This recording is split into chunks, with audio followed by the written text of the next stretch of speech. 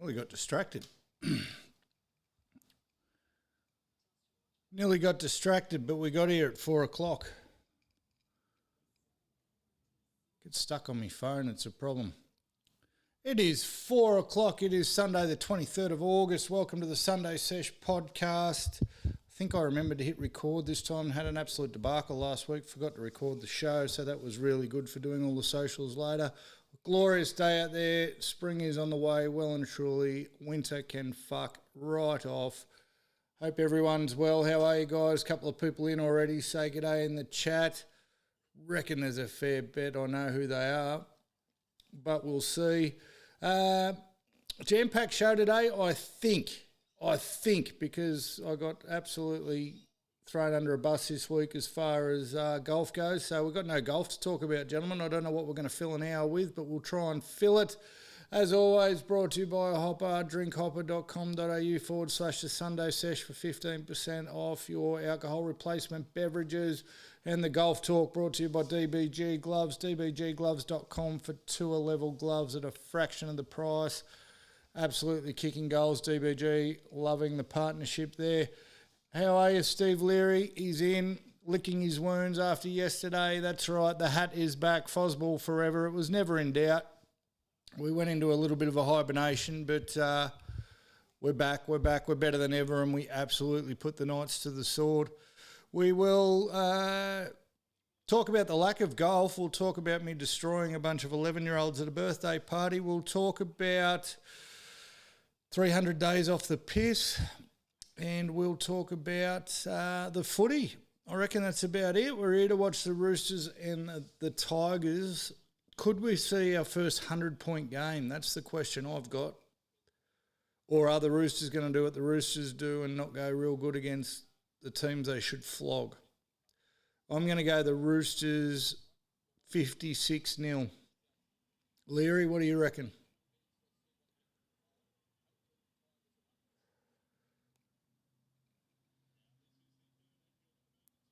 Like, if you're the Tigers, why you bother going to turn up for this game? It'll be 56-0 for sure. What I didn't time very well today, well, he's gone 48-0. Geez, not much in it. 8 points in it. I haven't timed my jerky run very well today. I'm nearly out already. I got into the cam cave a little bit early. Got set up a little bit earlier than I normally get set up. I'm 3/4 of the way through my bag of jerky already. That's a problem.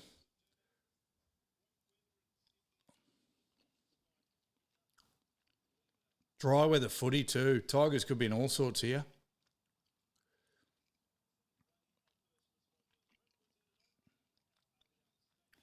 Hello, Jonesy. What's the score pick, mate? How are you? Wires flying high again. Up the wires. Up the wires. I almost forgot. We will induct one of our brethren into the pineapple wall of shame today. I'm very excited for it. Leary, you might have got one of your wishes, mate.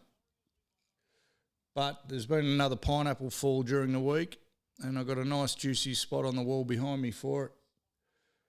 How about them wires, Jim Jones? What's your pick in the score in this game, mate, before they kick off?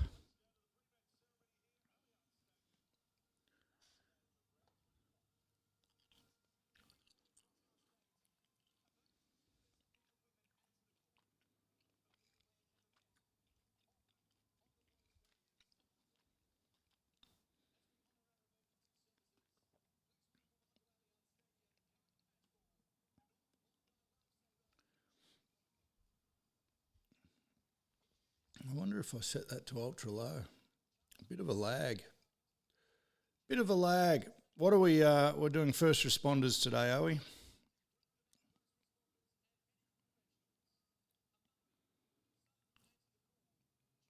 Just play the footy. Tell you what we won't be talking about today, gentlemen, because we're not an AFL-friendly podcast. We won't be talking about the Sydney Swans, but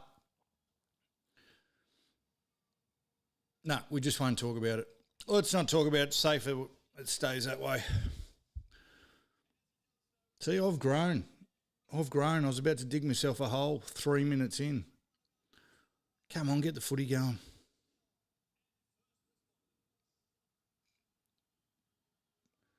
Give me a score, Jim Jones. You still haven't given us a score. Come on.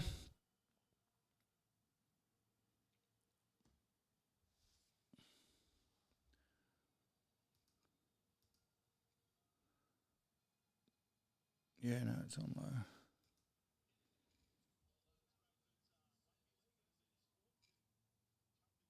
Naughty Swannies. No, we're not talking about it, Leary. I'll get myself in the shit.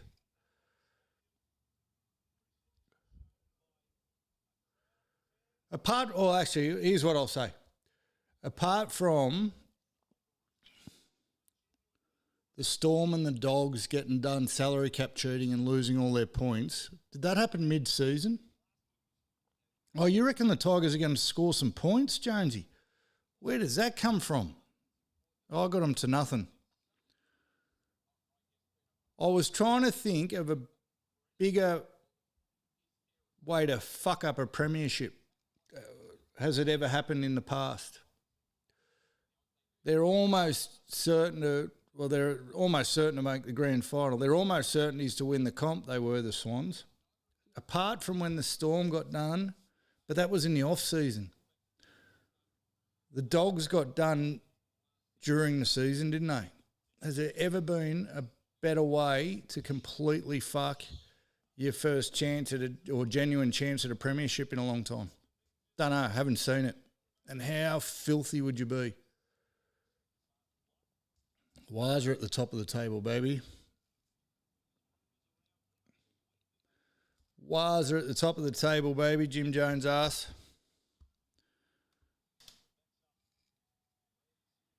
I don't know how you think the Tigers are going to score 20 points, though. So all the serious stuff aside to do with what happened with the Swans, all very, very, very serious, which is why I don't want to touch it. The bit I will touch, though, is way to fuck up a season. I've done it. Can you not see my text? Yeah, there just must be a bit of a lag going, mate. I've got you now at 20. Oh, Brownie's in early. Hello, Quiz. Oh.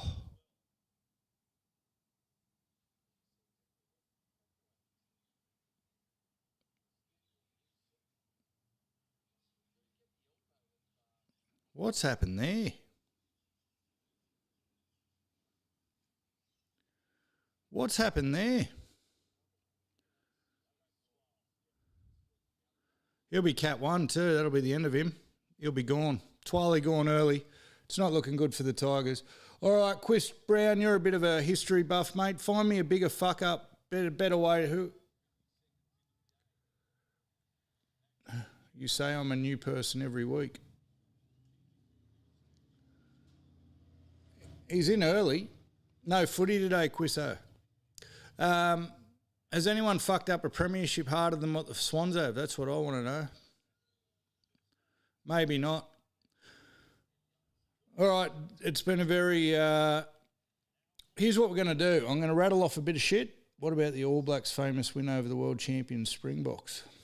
Yeah, but that wasn't the Springboks completely throwing a hand grenade to their own premiership. I'm trying to think of another time where a sporting organisation has been within a bee's dick of winning a comp and then they've just gone... Can't think it. Can't think of one. Anyway, that's the extent. That's more AFL talk than we've ever had on this show, ever. We should be disgusted in ourselves. All right, I'll rattle off a bit of shit. And then I'm going to open the floor up to you guys, actually. You guys are going to help carry the show today because I've been absolutely dudded.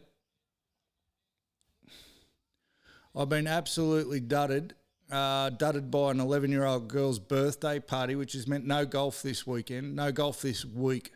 And it's made for a very, very, very sad sesh. Very sad sesh.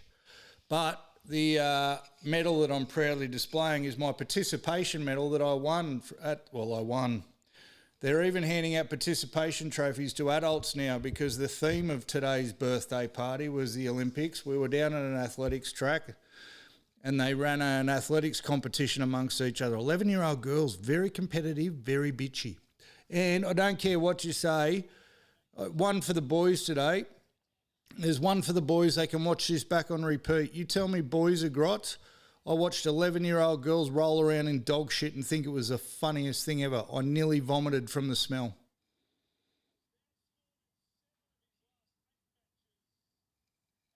I nearly vomited from the smell, but I didn't get to play golf because my daughter, who had a birthday 4 days ago, mind you, 4 days ago, and we're running the birthday at bloody all-day Sunday. What are we doing? Couldn't do it on a Saturday when I was at work all day. Couldn't do that. No, let's put it on a Sunday. Absolute stitch up and no golf. And what I can say, for any of you that are interested in the Sunday slices, if you were ever going to play a game, it had to be this week. I've watched the scores come in. Very fucking ordinary. The worst scores that we've had as an organisation. Absolute worst score we've ever had as an organisation. And I've missed the week. I would have won for sure. You could have literally tripped and fallen over and crashed 3 buggies and still won the slices this week. What are you boys going on about? What about the All Blacks' famous win and the AB's box food poisoning in the 80s, KFL? Man of the match of the round was the Broncos' win over the Raiders. Both teams great for points. All right, these are all over the shop. Can't keep up. So anyway, what are we doing this week?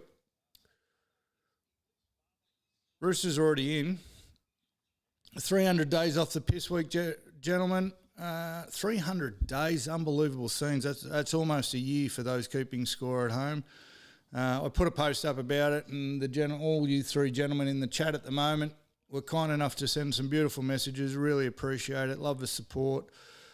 Truth be told, I don't actually put up the days, the counts for me. I probably did the first couple, but I don't do it for me now. It's one of the reasons we started this show was to create a safe space for anyone who was going through a bit of shit or anyone who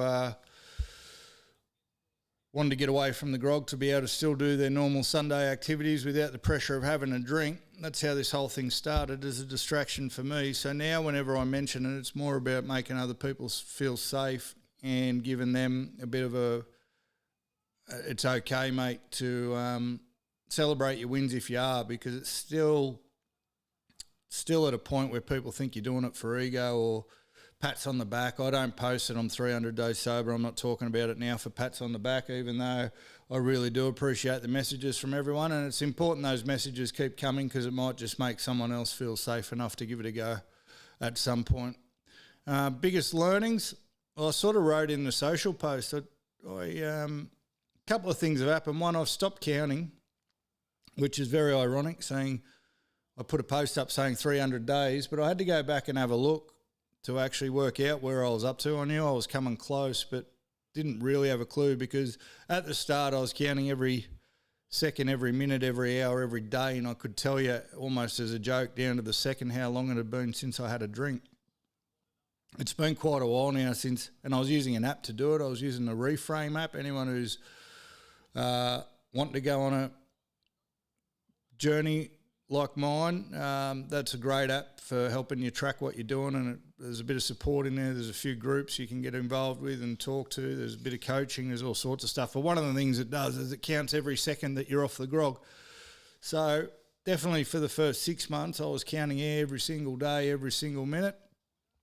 But things have definitely shifted over the last 3 months where I guess the way you put it is I'm no longer someone who's trying to quit drinking. I'm just now a non-drinker. I'm not someone who's trying to quit drinking. I've quit drinking.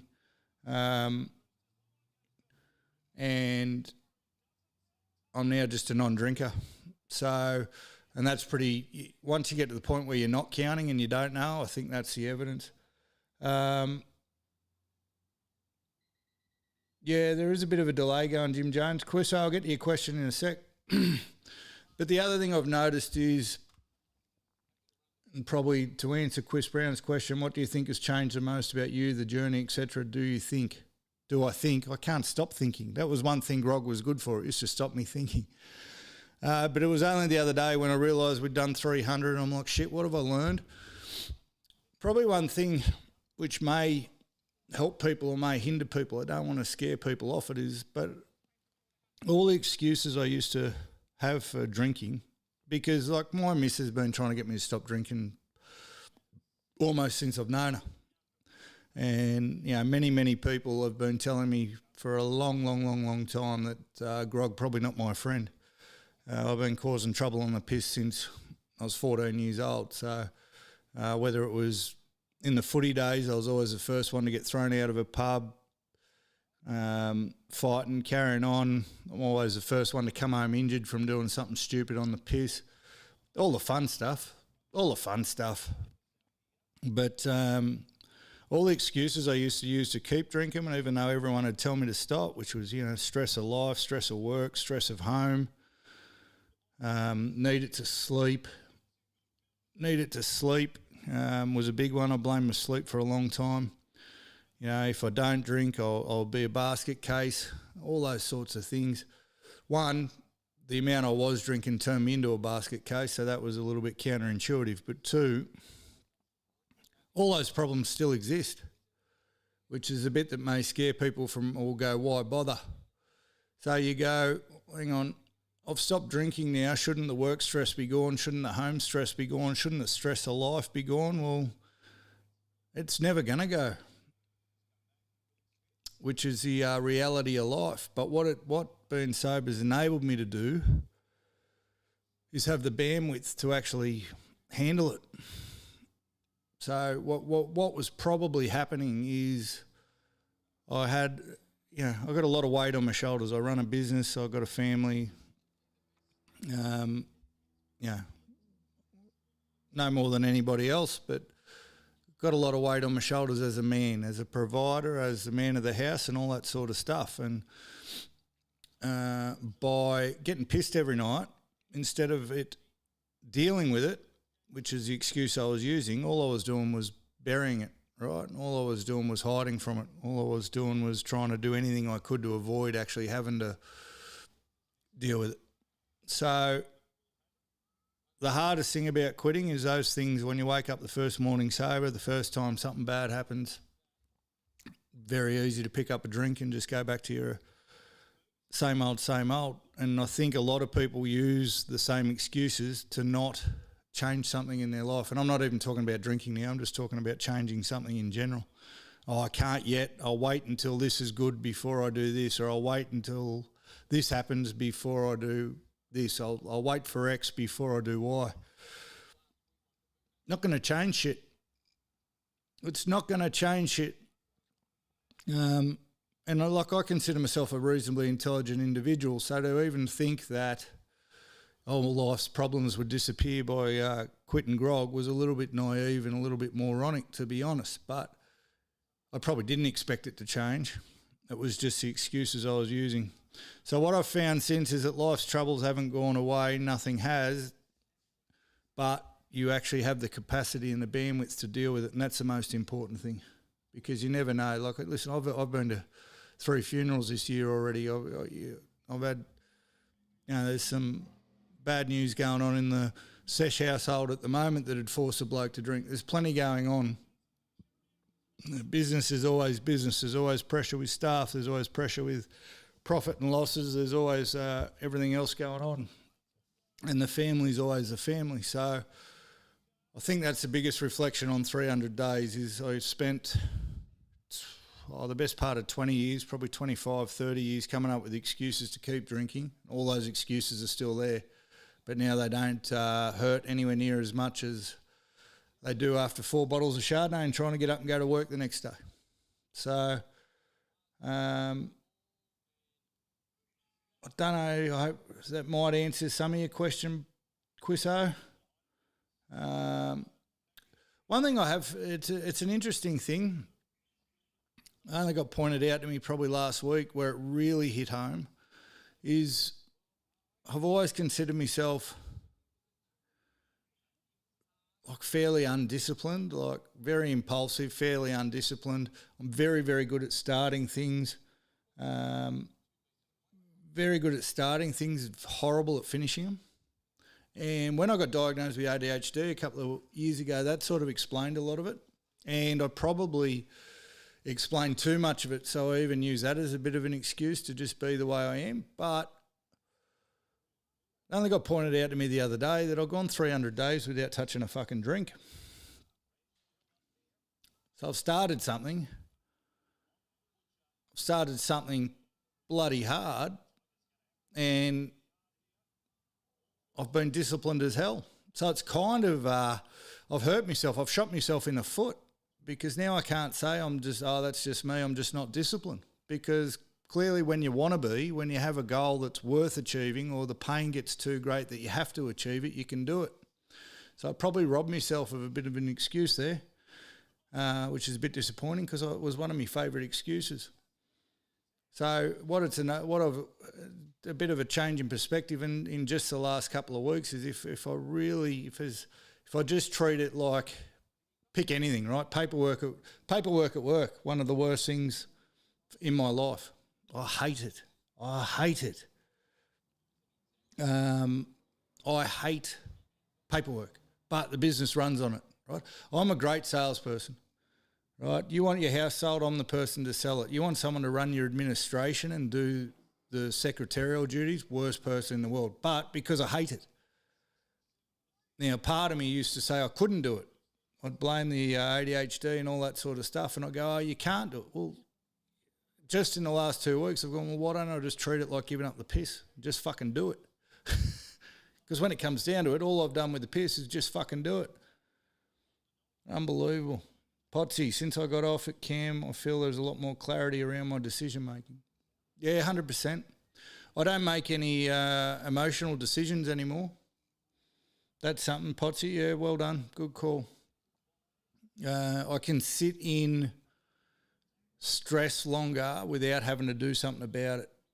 Now, that might sound a bit deep. But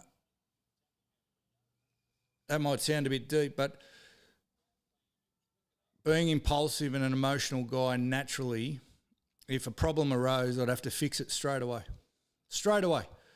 And I'm very good at fixing problems. I'm very good in a crisis. You got a crisis going on, you want me there, because I can somehow, I'm no good when things are calm, but when the waters are rough and the wind's blowing hard, I'm the guy you want by your side. But on occasion, even though every bone in your body's telling you taking the right action or taking the right decision, you would end up a day later, 2 days later, a week later going, fuck, if I had just waited half an hour there, I might have come up with a different solution. And that I'm able to do now. I'm able to sit with stress a lot longer without it forcing me to do something erratic or impulsive. So, and that's a huge win. That's a huge win, because irrational, emotional, impulsive decisions only lead to trouble. And listen, it was always a 50-50 gamble. There was 50% of the time I might come out on the right end of it and look like a superstar. There was a definite 50% of the time where I did more harm than good in a lot of occasions. I'm now, we've got a situation at the moment that I'm sure every fibre of my being is telling me I need to get involved in something. But probably Piss Cam would have already been involved well and truly by now without considering any of the consequences. It's a really delicate situation that I'm talking about, and I've been able to sit with it now for almost a month without doing anything. Now, every fibre in my being is still telling me I need to get involved, but for a month I've been able to sit back and actually plan how I might get involved and how I might be able to do it without and fix the problem that needs to be fixed without causing all the damage along the way. So that's probably it, Chriso. That's probably it. Well done, Potsy. Good on you, man. Proud of you. And Potsy, me and Potts grew up, as probably all you blokes did. We're all similar ages, I think. Footy culture, mate. Just fucking blind drunk. Just fucking blind drunk. Potsy was in an era with me for the footy club where he was a age below me in the juniors, but then when it gets to grade, all shits up. We had a year there where so many of the players got barred from the leagues club that we had to start our own club in the sheds. That's how big a drinking problem we had around the footy club that we're involved with, that many of us. I got barred for throwing a bunger into a bouncer's face. Nearly took his face off. What a fucking idiot. But there was that many of us that we formed our own. We said, fuck the leagues. We formed our own club in the dressing sheds on a Thursday afternoon. Like we were on a hiding to nothing.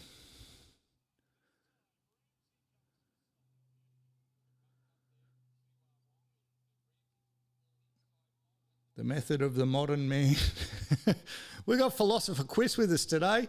Philosophising, absolutely love it. Yeah, I was trying to remember what we called it, Potsy. It was called The Shed. Great name for a nightclub. And listen, every opportunity to get into all sorts of Sydney Swan-esque fucking trouble could have come out of that joint, let me tell you. My goodness, were we loose. My goodness, were we loose. If the Roosters are going to get to 100, they need to crack the whip.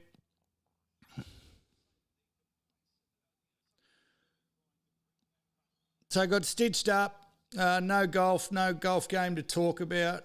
Listen, guys, I just want to say again, appreciate all you guys' support. I love that we can get on here and talk about some heavy shit. I hope it helps somebody. I hope sharing helps, and I'm glad you guys are feeling comfortable enough to share with each other in the chat. That's fucking awesome. So if nothing else has come from this, so if I hadn't quit drinking, we don't have the podcast. If I haven't quit drinking, we don't have the Sunday slices, which I'll talk about in a second. Home life, family life, relationship with the kids, relationship with the wife, everything on that end, 9,000,000% improved, probably the best they've ever been. Work life, still a work in progress. That's how you'd score. How would you score what's happened since I quit drinking? 9 out of 10 things have improved out of sight. We're still working on the 10th. But good on you, boys. Good on you. All right, before I hand it over to you guys, because here's what we're going to do. I didn't think I could fill an hour without playing golf, so we're going to do a bit of Q&A. You guys can just ask any question you want of each other or me, and we'll see if we can come up with an answer. It can be sport, can be life, can be anything in between. Can't be AFL. And soccer, no good at that. But you ask about footy teams, ask about whatever. But before we do that, I just want to talk about the number 69, the Sydney Slices, the Sunday Slices, ladies and gentlemen. Has grown another leg in the last week. I did a video a week ago saying we had 61 members. As we sit here today, we've got 72 members. We've got 3 more waiting in the wings that I've just got to get their stuff together for. 72 members, and we've still got 2 weeks to go in season 1. Absolutely bonkers, unbelievable scenes. But for almost 3 weeks now, I've been eyeing off the 69th member. Because one thing that hasn't changed, Chris Brown, I can tell you, I am still 12 years old. Maybe for this conversation, I'm still 14 years old. I'm still an immature fucking child at heart. And may that never change. And I've been eyeing off the 69th member coming into the Slices for a couple of weeks. I'm like, who's it going to be? And what's their welcome message going to be? Because for those guys who aren't in the Slices in the chat, everyone who joins gets a welcome message. It's not a very nice welcome message. I try to be as funny as possible, but I want to set the tone earlier of what the banter is going to be like. So the very first message anyone gets is welcome to the club. You're a piece of shit, essentially. And I give reasons as to why they're a piece of shit. And I'd been eyeing off the 69th member for weeks. And I'm like, oh, this is going to be great. I can't wait for the message. But then I'm like, I also got a problem because every time I'm in that position with Mrs. fucking President, I'm going to be thinking of our 69th member and not the job at hand. And that's going to be a problem. But that was essentially going to be the message. Is good on you, dickhead. Now I've got to think of you every time me and Mrs. Sesh are playing upsy-downsy. And I thought it was going to be funny as hell. But here's what happened. On Friday night, I think it was, member 68 joined. And I'm like, oh, we're there. We're nearly there. But here's my problem. I announced it. I announced it to the household. I announced it to Mrs. Sesh that we were 1 away from the magic 69th member. And I went to bed that night just thinking tomorrow's the day. Tomorrow's the day I get to put this message in the group that I've been thinking of for a month. Tomorrow came and I opened my phone and we had an application. We had our 69th member. Can you guess who it fucking was? There's a couple of guys in the group who know who it was. It was Mrs. Sesh. Mrs. Sesh didn't want anyone else having 69 next to their name except her. So I wake up, I'm sitting at work. Must have been Thursday night because I was sitting at work Friday morning. That's when it was. I'm sitting at work. I'm like, oh, I'll just check my phone. And here's Mrs. Sesh. Has applied as member number 69. She's put her golf link number as 69696969. The one thing she buggered up was a home club, but she only thought about that afterwards. I've never been more proud to be a husband in my life. I've never been more proud to be a husband in my life than to have your own wife take membership number 69, so I didn't have to think of any other grubby fucker while we were doing upsy-downsy. It made my day, it made my week, it made my month. What a woman. What a woman. So, round of applause for Mrs. Sunday Sesh. She is the honorary member SSGC-0069 for the Sunday Slices. Forever.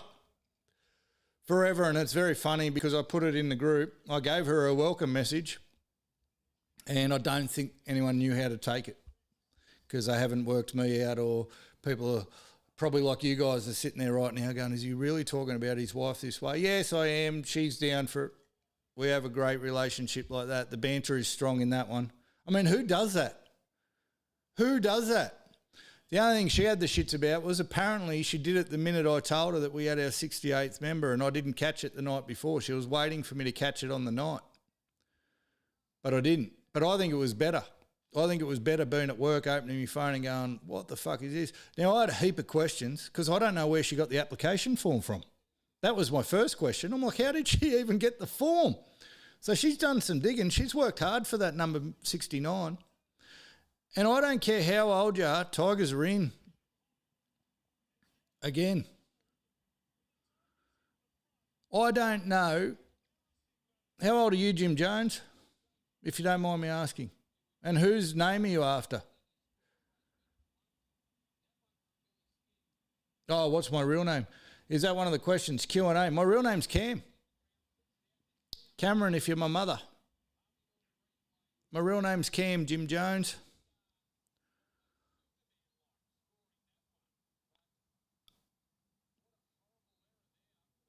Is your real name Jim Jones? That's the question.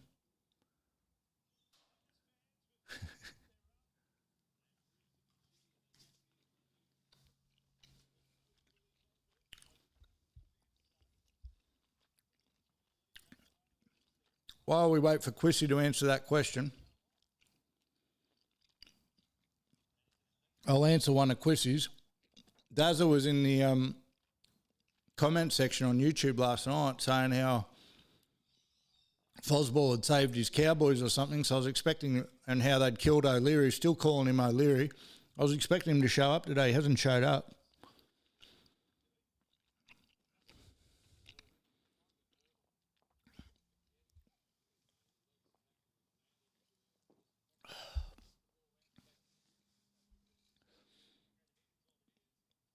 All right, did I miss any questions? All right, let's open it up. Ask a question, ask about anything. We'll do it like the teenagers do on TikTok now. Ask me anything. It's always open for trouble. Always open for trouble.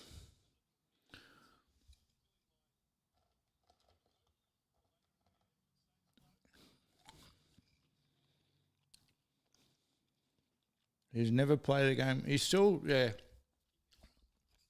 We still don't know who Quiz is.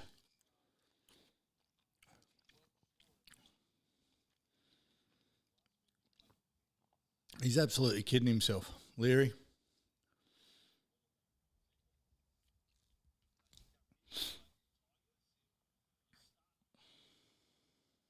What if the Tigers beat the Roosters? Oh, tits or ass.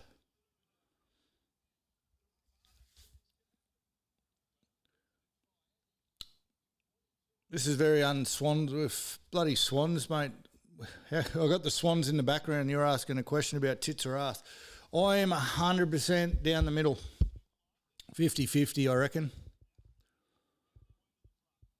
No, more of an ass me. Oh. No, I reckon I'm down the middle. It's very rare. It's very rare to get both, and I reckon each other saves each other. Because if there's no ass but there's a nice rack,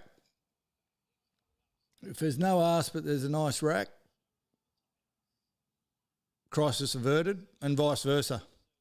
No rack, nice ass, crisis averted. I think you got to be open to options. Hey, Jimbo. Yeah, you're very delayed, Jimbo. The internet not very good in New Zealand. What's your answer, Quiz? More to the point.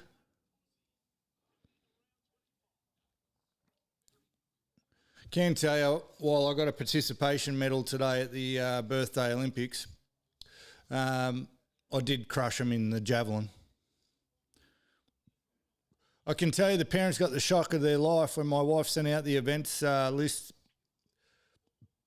for Indy's birthday Olympics and javelin was on it. They're like, how the hell are we doing javelin? We have a javelin. It's the only piece of athletic equipment that I have here. Ask only just so. Yeah, it's tough, isn't it? Tough question. My son made zone for javelin about 3 years ago, and I'm a guy who's so desperate for his kids to help him retire that the minute they show any promise in anything, I'm buying whatever I got to buy to help them do it. I didn't know, like, there's no money in javelin, obviously, but it gave me an excuse to buy a javelin. Who else has got javelin in their house? Raise your hands. No, just me. Thought so. 52 years old, but I look like I'm 38. So for a 52-year-old, 69 is still the greatest number, isn't it? Tell me you still chuckle at 69. That was my question about your age half an hour ago. And then tell us in another 45 minutes, Jim Jones, whether your tits are ass. Tigers are in again. Fuck. Roosters are going back on fraud watch.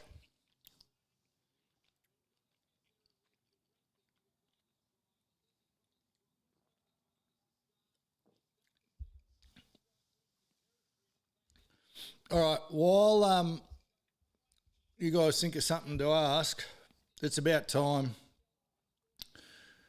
Ladies and gentlemen, we've got another inductee, Hamish Sydney. Hello, Hamish. You pleb.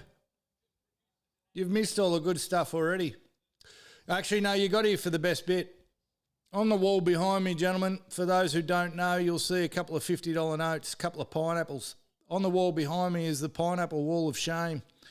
I had to do it because everyone kept betting me for pineapples at golf, and I thought just winning them's not enough. How do I discourage these people from spending their life savings playing me at golf? And the wall of pineapple was born. Well, we've got an inductee, guys, and it's nothing to do with golf. Mr. I'm always right. Mr. Trust me. Mr. I bet you my house, Steve Leary, has lost a pineapple to the great Sesh, to the big dog. He felt the power of the pineapple, the pressure of the pineapple, and he crumbled. Anyone remember Leary saying a month ago that the Raiders would definitely make the 8? Was anyone here when he made that bet? He was so confident the Raiders were going to make the 8 that he put a pineapple on it. And for 3 weeks, I've been trying to get him to concede defeat because the Raiders have been going, they're not going to make the 8. It was mathematically impossible for him to make the 8. Leary was even sending me his own analytics that he'd done that said the Raiders could still make the 8. Well, what happened yesterday, Leary? Tell the good people of Sunday Sesh land what happened yesterday.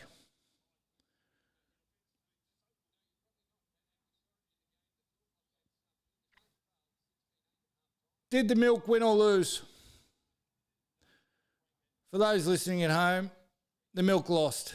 The Milk lost to the Broncos. The Milk gave up a massive lead because they can't beat the Broncos. They just can't. And they lost. Nothing is good, Quiz. It's setting that another year has passed and no title for the mighty Blue and Golds. Milk lost. Milk lost. They fucked themselves. And because they fucked themselves, Steve Leary, the man who's always right, and listen, I've been guilty of saying he's right a lot on this podcast, but how wrong is me? He conceded defeat. Now, unlike Daz the Dud, Leary pays his bets. So it only took about half an hour and there was a nice juicy pineapple sitting in my bank account. I made a special trip today, Steve Leary. I made a special trip to the ATM just for you, brother. Just for you, because you, my friend, are the latest inductee into the Pineapple Wall of Shame. And what I can tell you, mate, I did it in blue and red just for you, mate. You asked for, the one request you had was that I do it in different colours, coloured pens. I've put it in blue and red for you, man. To be forever immortalised. The crime apple, that's what I was trying to think of. Couldn't think of what you called him. So, ladies and gentlemen, play the music, play the induction music while I induct Steve into the Pineapple Wall of Fame, will you? Oh.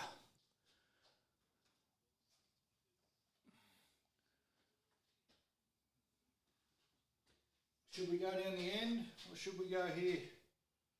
Steve Leary, ladies and gentlemen.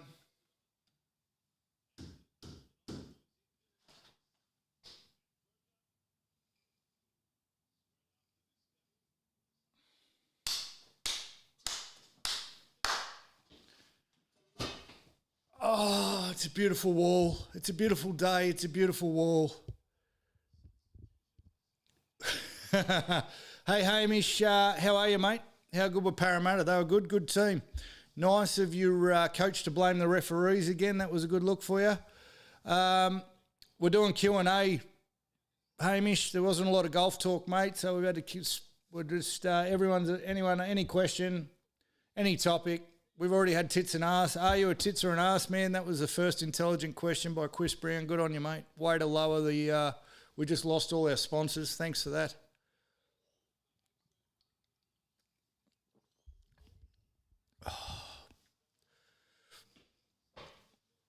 What I'm going to do, Leary, is when the... Can we get printed out pineapple on there for Leary? Imaginary 50 from Daz. Well, there's a couple of blank spaces there. I tend to go, there's no point putting an imaginary one. There should be a blank space there. I'll put a blank one up for you, Leary. That's what I'll do. Because that makes them hurt even more. There's two blank ones there. Yeah, we did. We lost all our sponsors just through tits and ass. They got me into way more trouble than that in the past, though, I can tell you. He knows it. I'm a tits and ass man. Beggars can't be choosers. I'm with you, brother. I'm with you. There's two empty spots on the wall of pineapple. One's for Switzerland. Mr. Reiki, he got tough one day and said, "Oh, that's it. Sick of you winning. I'm going to take a pineapple next week." He still hasn't booked a game. Well, actually did. He booked a game last week and then he reneged the day before. And in fairness, I had no problem with him reneging because he'd been playing the most horrible golf any human's ever played over the last month, and I didn't want to put up with his bullshit crying on the golf course. So he's got the blank spot there that you can see behind me. And there's another blank spot for Gaz. Gaz made a bet. Pineapple bet, took the bet, booked in, didn't show up. So he's got the no-show. He's got the no-show bet. Daz has literally killed the Cowboys. The tombstone needs to say the day the Cowboys died, and it was the day that Daz didn't pay that bet, courtesy of Dazza Carlsberg.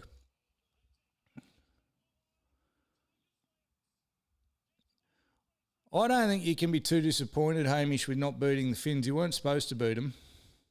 Oh, another pineapple. Hey, Leary, you want to have another pineapple? Manly don't make the 8. No, actually, I'm wearing my Fozzball hat today.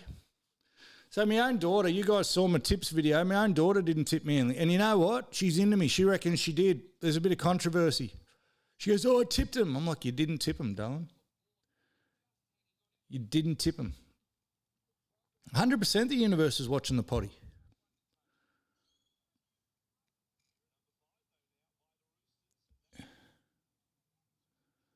We even have golf courses. Mate, a Sunday Sesh road trip sounds bloody brilliant, Jonesy. I'm trying to tee up. Don't tell anyone that's in the slices, but I'm in talks with a fella who's just starting a golf tour company, and it's mainly going to be doing trips to New Zealand. So, yeah, mate, I just lost all my sponsors, Leary. The Wall of Pineapple is not paying for a trip to New Zealand. Yet.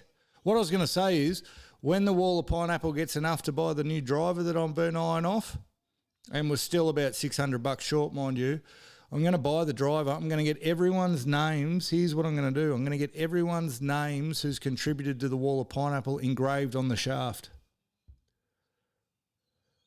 That's what I'm going to do. Could there be a bigger piss take? So I reckon the Wall of Pineapple was a good piss take. The Wall of Pineapple would have got 100% stuck in people's craw, but I reckon when I get their names engraved on the shaft of the driver that I buy with their money, that's just the ultimate. That's going to be the fucking ultimate. I can't wait. I can't wait.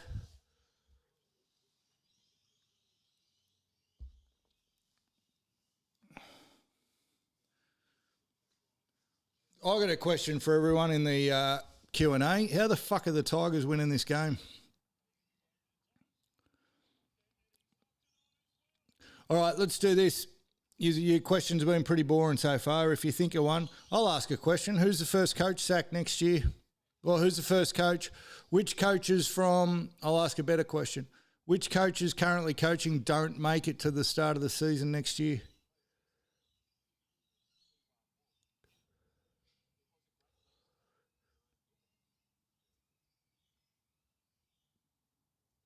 Are there any coaches coaching right now who don't start the season next year? We'll ask that first. No.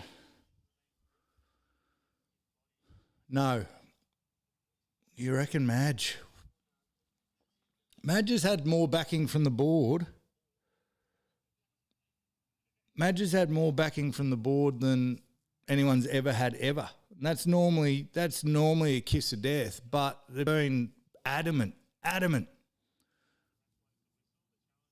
Yeah, I'm with you, Hamish. I think everyone starts the season.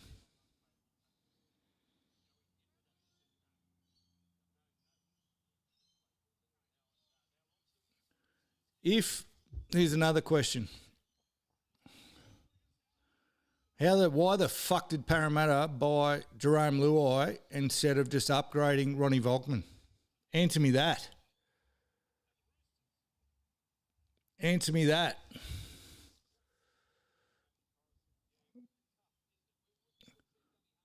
And if it works out like we know it's going to work out, which is Luai's going to do nothing for the Eels, when does Rolls get the arse?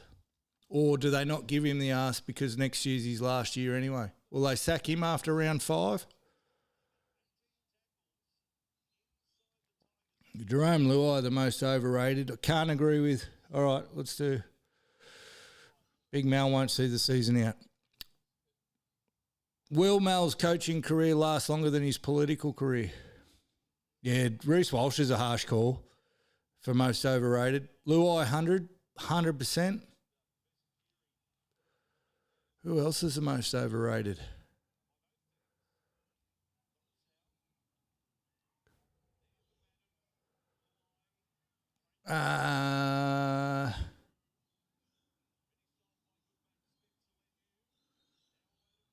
I just had one. Mitch Moses. Yeah, Mitch Moses. Well done, Potsy. I don't mind that. Mitch Moses. Gutho's not rated anymore. Ezra Mam overrated.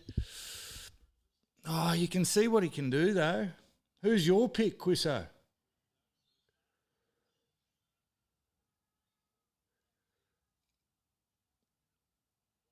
Miami's slightly... Miami's a gun when he's on. Shouldn't be playing after what he did, but... Who's the most underrated player? Kyle Flanagan? Overratedness.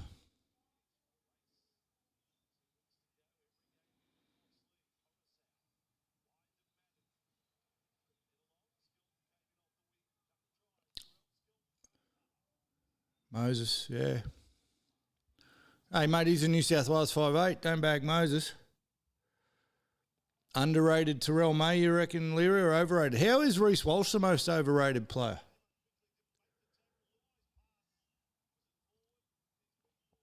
I don't mind Flano either, Brownie. I don't mind Flano either. His dad made it impossible for him. His dad made it fucking impossible for him. I said at the start of the year in the very first podcast, I think it was, or maybe the second podcast, that Kyle Flanagan was the Dragons' best player last year and he only cops the shitty cops because of his dad.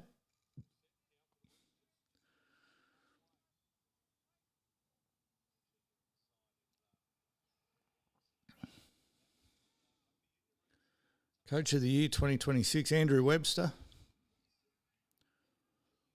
Solved. Can't be any other votes than that, can there?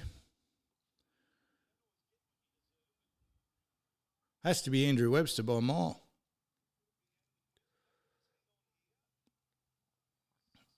Who else are you giving it to? Holbrook? Meh. I think if you look at the Wars, and I know Knights have had injuries, but the Wars have lost 4 halfbacks. I think what Andrew Webster's been able to do over there.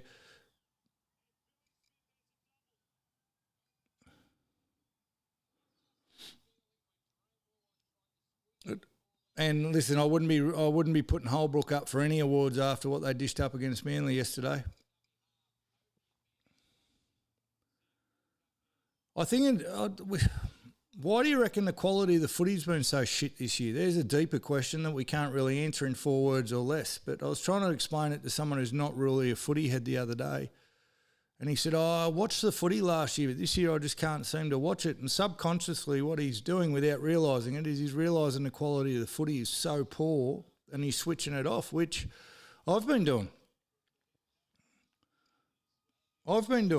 And I don't know what's caused it, but what I do know is that more teams coming into the competition doesn't help it.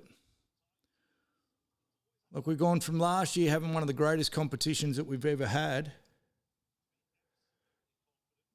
I don't know any teams. I think I said last week, Hamish, I can't think of any other teams that could do what the Warriors have done given the same injuries. Yeah, 6 again. So 6 again's definitely at the start of the year, Quisso. So Chris Brown is saying the 6 agains is what's ruined the footy.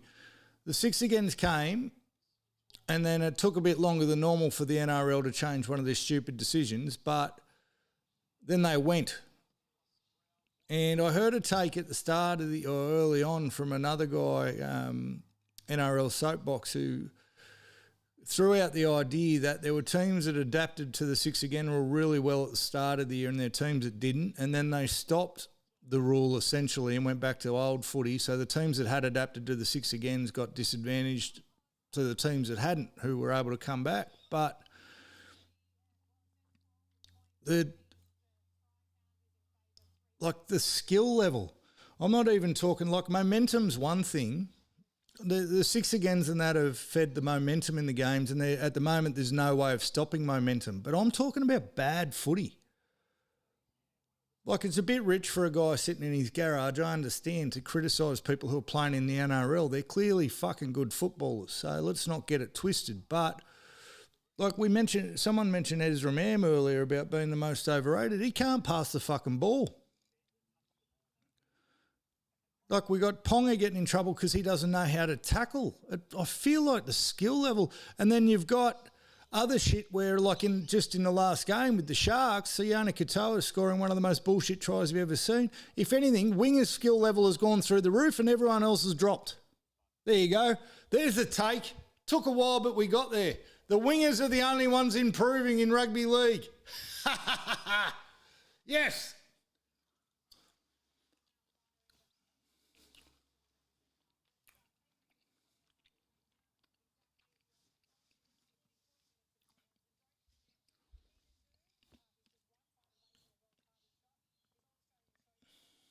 I'm blaming the 6 against me being at the bottom half of all my tipping comps. Lack of competition coming through. Well, the Wingers made it doing shit. Like the Wingers used to be a joke. And I saw a take from, what's his name? I've forgotten his name, but he was a Warriors player, Elijah. I've forgotten his name, but he's on social media. He does footy hacks now, and he was on there the other day talking about how second rows are the most replaceable position in footy because all you got to do is run hard, tackle hard. I reckon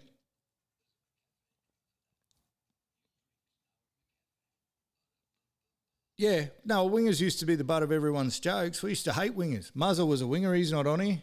Potsy, you were a winger at some stage, weren't you? I got stuck on the wing. I used to get stuck on the wing for reps. So in club footy, I was a fucking centre and used to sub in when the first, second row went off. They used to put me in the back row. Fucking rep footy on a wing. Useless as a winger. Absolutely useless as a winger. Yeah, Elijah Taylor's the one, Steve Leary. And wingers are getting paid more than centres these days, which I reckon is absolute bullshit because centres are one of the hardest positions on the field. Centres have got to make the hardest defensive decisions, 100%. And if you see a team with a bad centre, like think Tony Staggs in the last Origin or the second Origin, which one was it, where he had an absolute shocker? A bad centre can ruin you. A bad centre can ruin you in attack. So I said last week, I think Ruben Garrick, way better winger than centre, and he ruins Manly's attack a lot of the time by not having the skills to play centre, the ball skills. Because I was a centre, I was a hole running centre. I was very fucking good at running holes, running lines, but I had a bit of ball playing, just a little bit, just enough to put the winger away when I needed to. Some of the fucking centres, if they can't, you see teams with centres with no ball skills are fucked. Their wingers get no ball. Which two wingers would you pick in a draft? Jack Bostock, even though he's playing centre now, rate him very fucking highly. And Nwanga Nitawasi, can I have them two on the wings?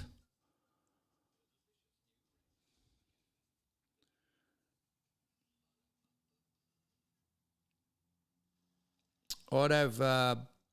is Bostock still a winger? Can we still count him as a winger?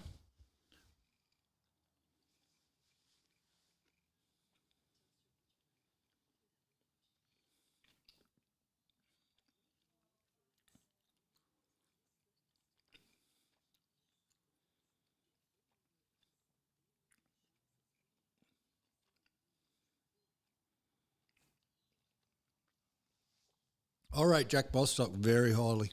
Very highly.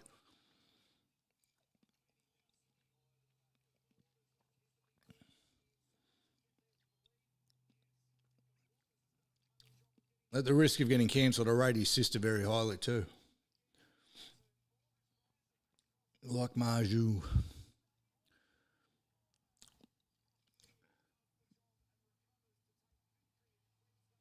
Yeah, but you go... You have to, don't you? Like being smart about it, I get To'o and I get Marju. But, mate, you put... Like someone like Stock, I reckon, can get the same metres as those two. No one's as strong as Greg Marju, right? Let's be fair there. I think he is actually the strongest person in the NRL when it comes to lifting. I think that's on the record. But a good big man's always going to beat a good little man, always. So if you get a big guy who can make the same metres out of trouble, which is why you like your Marjus and your Totos, but is also an aerial threat, you'd take them every fucking day of the week. Every day of the week. Now, you get someone like Jason Saab, who makes no metres out of his own end, but is just pure pace. He started to whack people now, which is good. But then you're taking a Marju or a Toto over Jason Saab every day of the week. You don't just pick Saab because of his pace and his height. But I think when you get a winger, when you get someone who's big who can do the same thing or better as someone who's small, size wins all the time.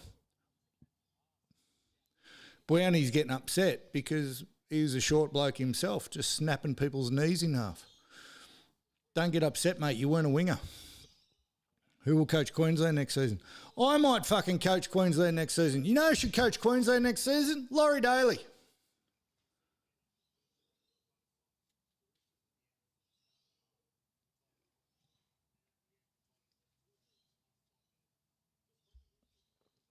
He called his wife and Isaac. Who?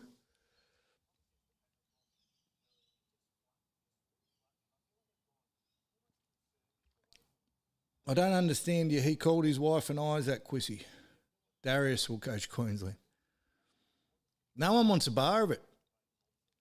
I reckon they've had a look at the cattle coming through. Queensland footy's in trouble. Yeah, Hammer's just quick. Oh, just quick. He's got good awareness in attack. He doesn't have ball skills, you wouldn't say, would you? He's not going to put you away down a short side. But he's elusive. I reckon he can sniff a try. And then the speed just helps with that. Queensland footy. Cowboys are all sorts. Don't care what Daz says. Broncos are in all sorts. Titans are in all sorts. And the Dolphins, depends who turns up each week. Queensland footy's in a heap of help. Hamish has been quick is a big help. Speed covers over a lot of deficiencies, Hamish.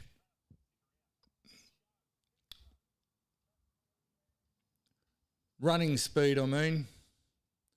The powdered form, not so much.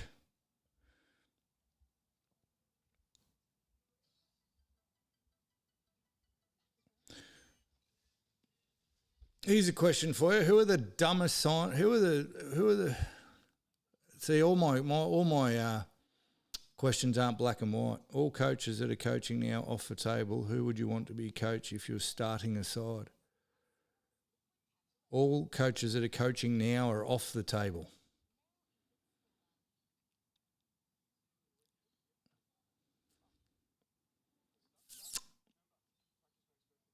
Who's assistant to Andrew Webster? Or I want either one of Webster's or Cleary's assistants.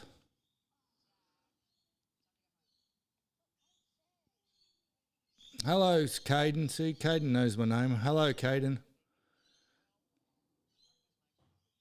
Jonah Lomu coaching. Stacey Jones. I want to see how Ben Gardner goes. See, Ben Gardner is going to be pretty much the one coaching the Bears. He talks a good game, Ben Gardner, and he was an Ivan Cleary assistant.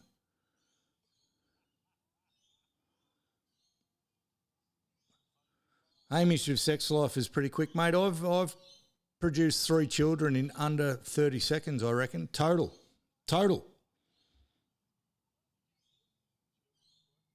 How are you, Kato? You good?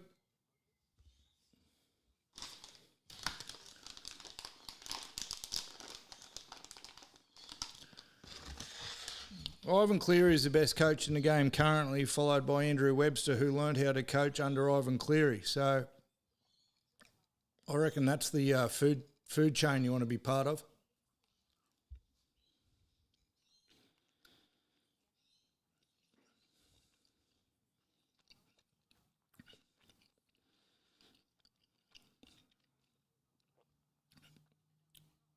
rather than ask a question, I'm just going to make a statement, and then you guys can discuss. Drink water to the Dragons. Nicarima to the Dragons. Luai to Parramatta. I think the Cowboys, I don't understand how they could let Scott Drinkwater go. I don't understand how the Dolphins could let Cody Nicarima go, especially for his replacement, who's already failed in the NRL once. And I don't understand Parramatta buying Jerome Luai. Which one of those is the biggest fuck up, do you reckon? There you go, I found a question in it.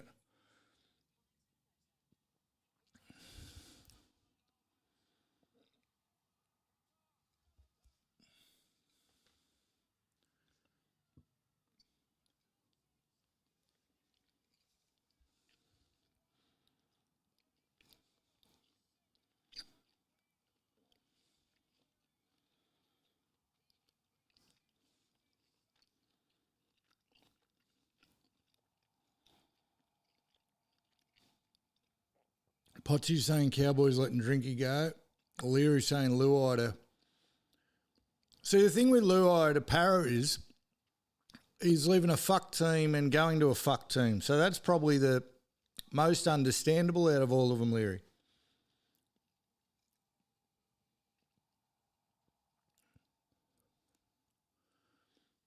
But Drinky, like the Cowboys letting Drinky go, I don't understand. And Nicarima, the Dolphins getting rid of Nicarima is a strange one too. Strange. That's probably the word for it, strange. What other signings have been made or haven't been made this year that beg a belief? I think stay on the Eels. Them not upgrading Ronnie Volkman is... Did you see how good he played the other night? Volkman's having a fucking great year and they're going to put Luai over the top of him. Do you reckon the Broncos are regretting Jonah Pezzett?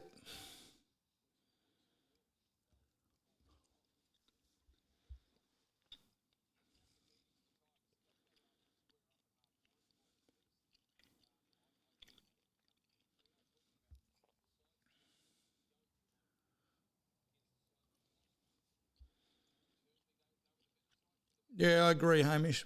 So Hamish has said Luai is leaving a fuck team and an even more fucked up club. Para's front office ain't far beyond.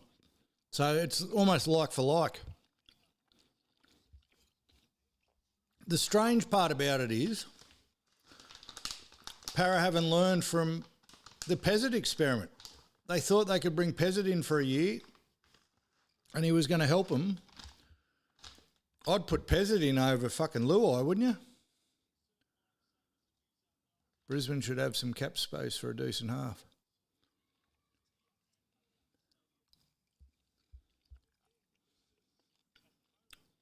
Yeah, Broncos letting Haas go, but did the Broncos let him go? He was up. His contract was up. So Nicarima, I think Nicarima's contract was up, so he's in the same boat, but that's weird not to re-sign him. And I think they chose not to re-sign him. Drinky still had a year to go on his contract. So that was a weird one. Like, that was weird. And I think Payne Haas chose to go.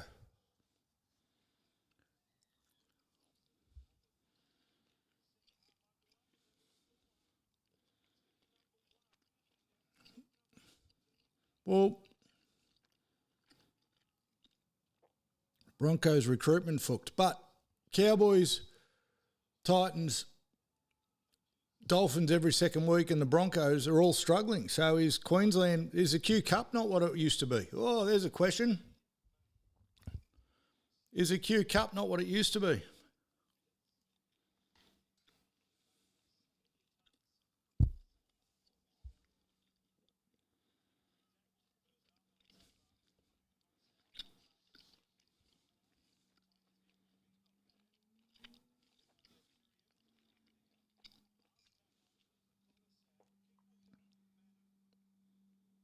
No one coming through said that earlier.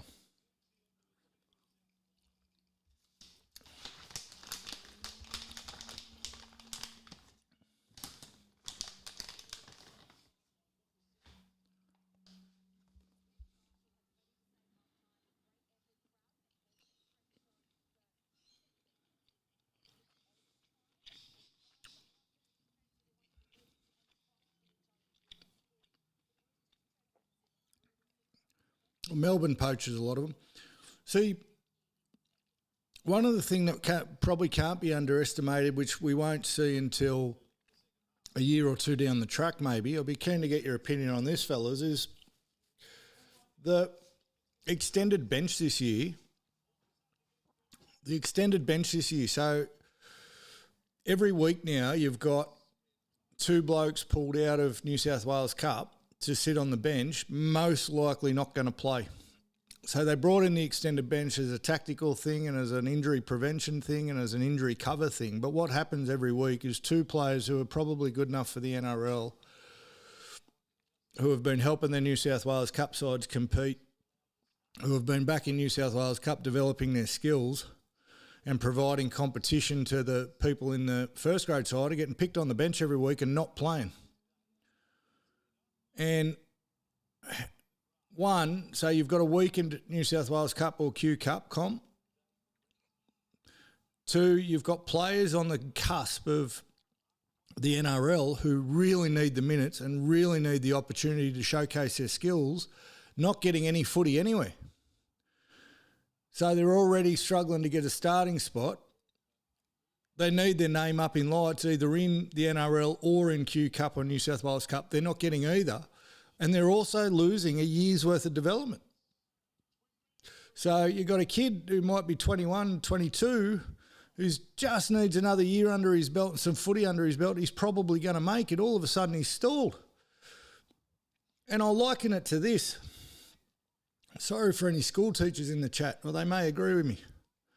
COVID and your kids, right? My kids lost a couple of very, very important years of their education.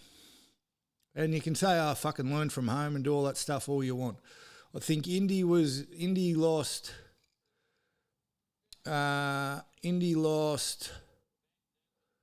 what is she now? Year 5. So she lost years 1 and year 2 when you're developing real fundamentals.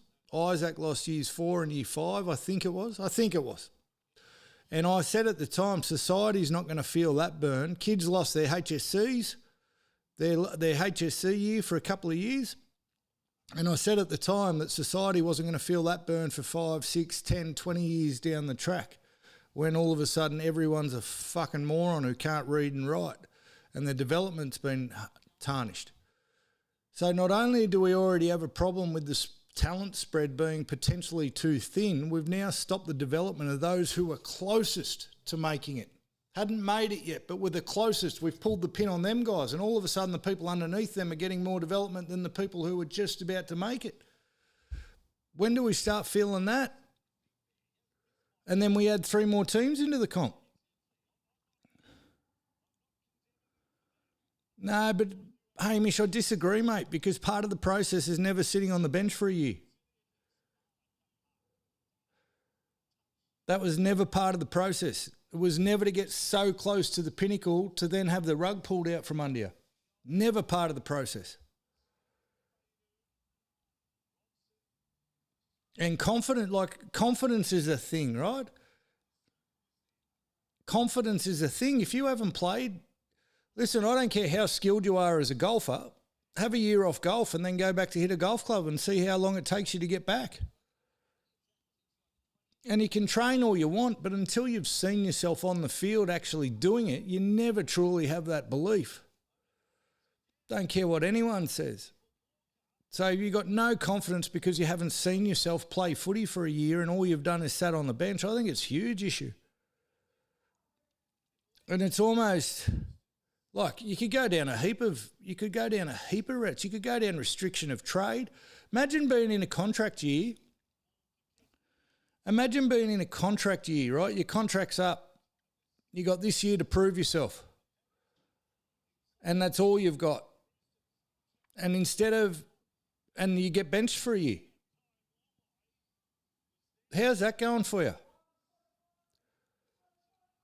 You've worked your fucking ass off to get to a point where you're on the cusp of first grade. And now for the year that's most pivotal to you and your family and putting food on the table for your kids, you don't play any footy. And don't tell me out of sight, out of mind isn't a thing.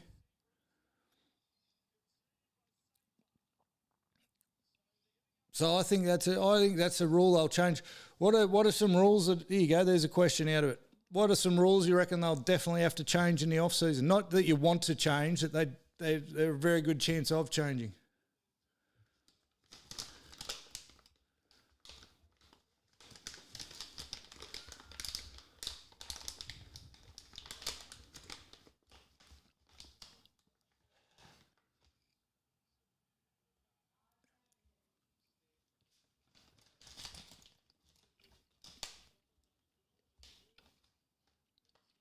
They're not getting rid of the captain's challenge. I reckon they'll change the bench again. I reckon the RLPA will have a blow up, and I reckon they'll change the bench again for the reasons I've just said.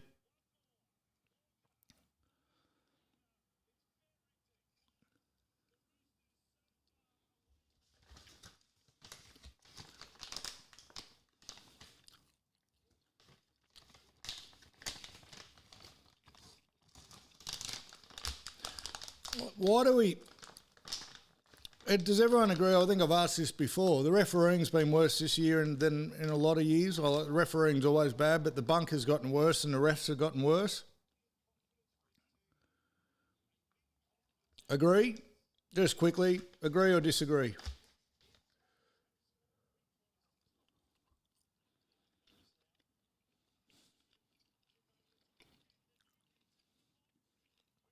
All right, I'm going to pretend that you all said agree.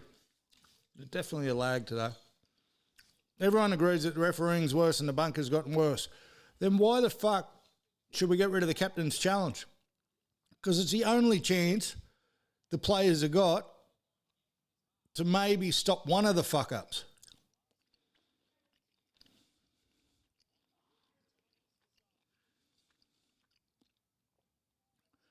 If we all agree that everything's gotten worse from an officiating standpoint, why would you take away the only recourse that the players have to keep the ref accountable? And I know they'd have to... I don't think there's any way to tweak it to say, oh, nothing in the last 2 minutes or... Yeah, I agree, Hamish. So you can't have it both ways. You can't say you want the refs and everyone to be better and then we give the players an opportunity to correct the referees because they are so bad and then say, no, we don't want it. You could put in something like, I don't know, if you're down by 20 with 5 minutes to go, no captain's challenges. Like you could take them off to, like if the game's, because there's nothing worse than dragging a game out for half an hour at the end. Tigers are going to fucking win this game.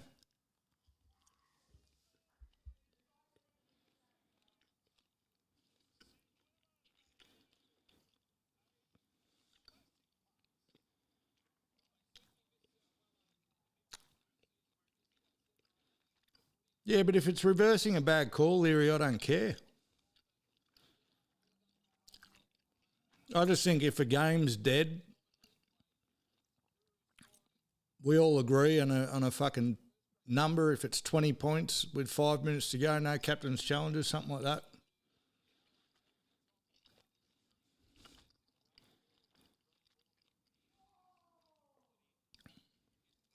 What a trade window. Trade window, Chriso.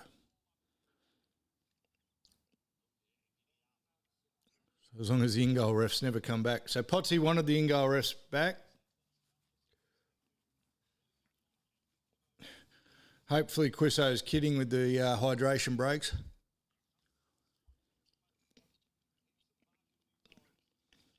Go back to in-goal judges and get rid of the bunker.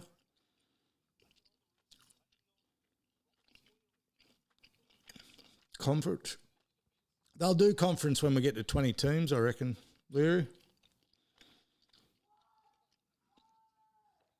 The problem is, Potsy, with in-goal judges coming back, touchies are useless at the moment.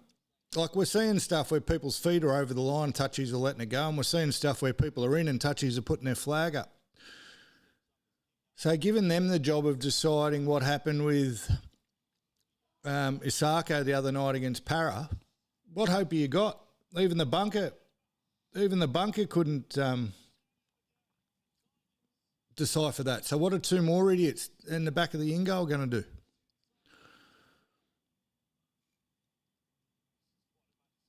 I don't want Para in the same conference as Penrith. The Western Sydney Conference. How good would that be?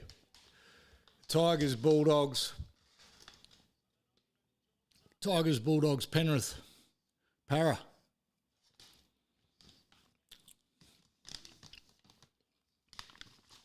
I've eaten all my jerky.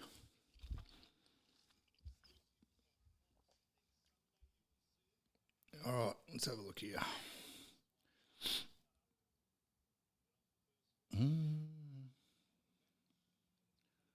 Do conferences, but do a lottery every year so it changes up. That's not a bad idea, Leary. He's a thinking man, Leary. You didn't think too hard about Raiders making the 8, otherwise he wouldn't have to pay me a pineapple, but he's a thinking man. Oh, it feels like 6 months ago now, but we'll go over the games. Keep asking any questions that pop up. We'll talk a bit of the footy. Panthers versus Storm, 22-14. Panthers not very convincing at all, but when you have... How many people end up getting sin binned in that game? They have 5? You reckon they were just trying out some shit? Seemed to me like they were just trying out some new shit. We know that Ivan Cleary is probably better than anyone as far as tactics-wise with the referees and the rules he's at the moment in any given... Penrith pushed the boundaries better than anyone at the moment. God, they had some... I think they had 5 sin bin. Still got away with it. Didn't look convincing, though. Leary's convinced that the Panthers are gone. I've definitely got them on fraud watch. They're still on fraud watch. That's not going to change. And the Storm looked good for a little while. Storm put up a big bit of fight, but the Storm are definitely cooked. 1,000,000% cooked. Wasn't a very good game of footy. Wasn't much to write home about. What was a decent game of footy, but not through anyone's skill level, because both teams tried to lose it, was the Milk and the Broncos. Fucking Milk, mate. Milk. That's what I mean. How's the comp going? You got the team who finished minor premiers and the team who won the comp last year just busted. Shit comp. No defence in that game. Everyone looked like a superstar. Ethan Strange gone a bit quiet this end of the year, eh? It's a bit disappointing. He'll probably still get picked for Australia, but he's gone a bit quiet. Broncos still turning up, and that's the excuse they'll use to keep Madge for longer. See, the players are still playing for him. What's Leary written here? Panthers, Sharks, Roosters, South will not win the competition. Oh, that's a big call, mate. Jeez, Sharks and South won't win the comp. Shock me. Thanks, Scoop. Panthers and Roosters, interesting call. That only leaves the Wars.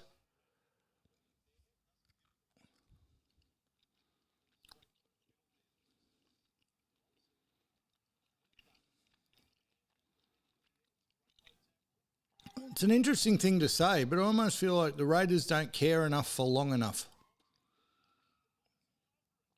They just treat it like a bit of fun. That's the vibe I get from them. They don't care about it enough for long enough. Care enough for long enough.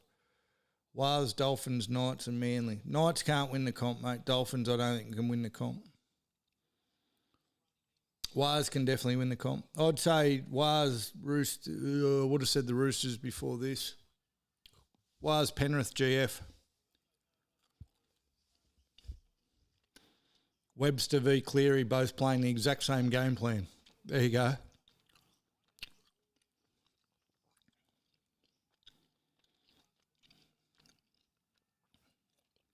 You're a romantic, Leary, but back to my talk about giving up the grog. Romance will get you nowhere, son.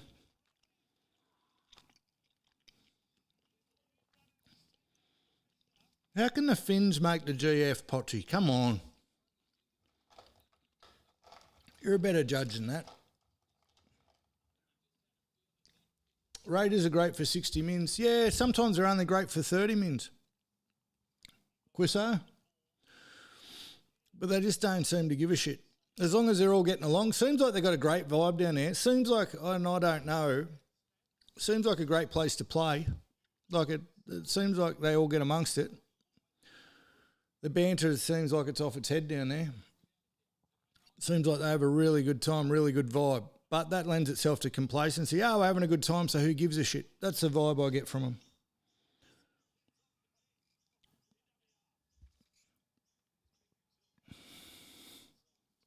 Hamish, do you want to talk us through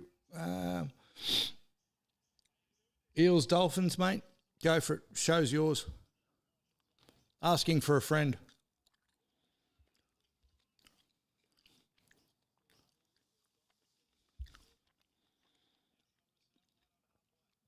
No, but they'll never get momentum, Hamish, because they like the milk. They like to challenge themselves. So the Dolphins never get out in front, ever, to start the game.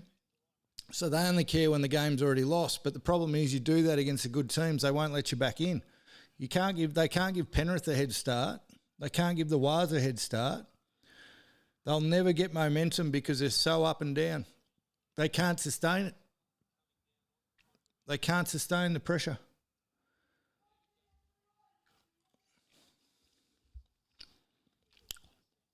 I don't think Ricky will ever be in trouble in Canberra. I think the fight back this year will be able to blame. Like he'll got away with it this year.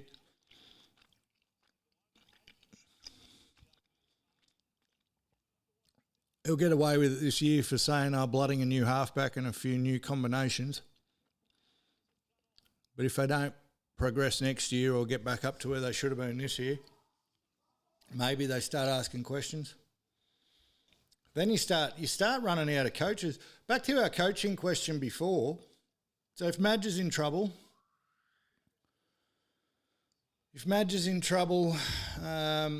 Jason Rolls is in trouble, Bellamy's going, Ivan's going, he's already got his replacement. We know that Mal's not for the long-term coach of Perth Bears. That's what Ben Gardner's job is. There's probably not enough coaches going around to fill all the spots. Because there's a lot of teams struggling, and if a lot of teams are struggling, Benji, how long is fucking Benji safe for? Like the Tigers can't go through this shit again next year, can they? They will, but they can't go through it. Benji can't keep his job.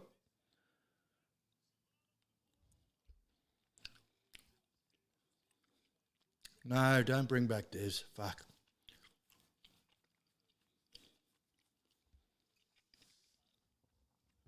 I think if Manly struggle next year big time, I don't think Fozz's 3-year deal is going to be a 3-year deal. I don't know how Toots could coach now, Leary. I heard him on camera during the week. He can barely talk. They'd have to get a voice box for him. He already had a gravelly voice. It's gone. You can barely hear him now. I think that's why he's probably not doing much TV anymore. I tell you what, in the Waz game, we haven't got there yet, but that was a fucking great heads-up bit of footy for him to kick that field goal, knowing that they were 100% they knew that they were tied on for and against, 100% they knew they were tied on for and against. To kick that fucking field goal was brilliant. That was one of the cheekiest. I love that. I loved that. How good was that? Surely Sam Burgess is going to coach South. Leary rolls back to Melbourne. Oh, happy!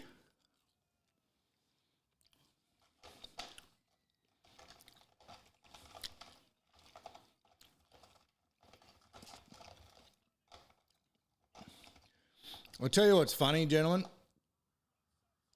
I've made my power rankings. Like, they were already ridiculous, but there used to be a little bit of truth in them. The power rankings I put out every week for the NRL ladder on the socials. I worked out that people are getting so triggered when it's almost accurate that I'm just going to see how inaccurate I can make it and how many people take it seriously. I can tell you the whole thing is a shit show now. Absolute shit show. The whole table is a complete and utter piss take. And this week we got 112,000 views and 400 likes and 200 angry comments from people taking it seriously. I'm just seeing how ridiculous I can make it now and see how stupid the world really actually is. Someone actually commented last night. They sent me a message going, man, I can't believe how triggered people get over your stuff. He also said, never change. I don't know the guy. It was a random comment. It was a random congratulating me on pissing the whole world off.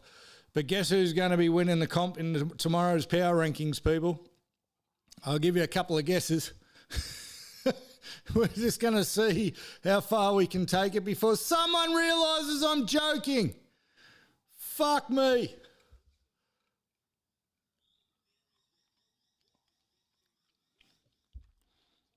It shouldn't even be rage bait, Chriso. That's the whole point.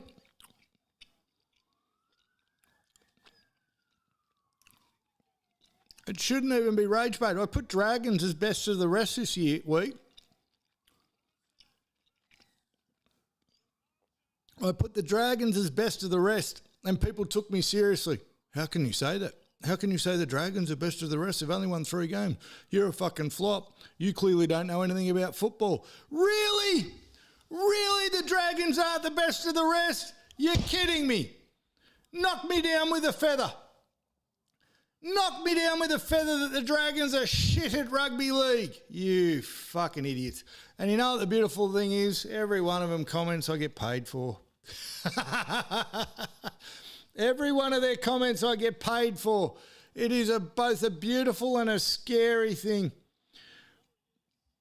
You couldn't have put it a better way, Chris Brown. I'm not going to say that word. Anyone who wants to know what he just said can read it in the chat. But that is a beautiful way of putting it. It's dangerous how fucking dumb humans are at the moment.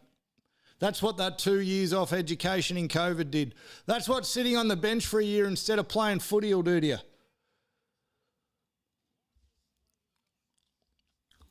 One bloke's been arguing with me. There's about 8 comments going back and forth about the Panthers being frauds. I didn't even put them in frauds. He's like, how can you call the Panthers frauds? And I just kept answering back. I'm like, I wonder how long I can drag this on for. Didn't even call them frauds. Generation is gone.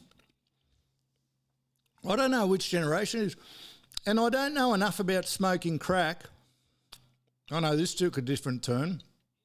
The most popular comment by far in the comments is get off the pipe, get off the glass Barbie. And it gets said about 30 times every week. I don't know enough about smoking crack to understand what about the power rankings in particular alludes to just that kind of drug. Just that drug.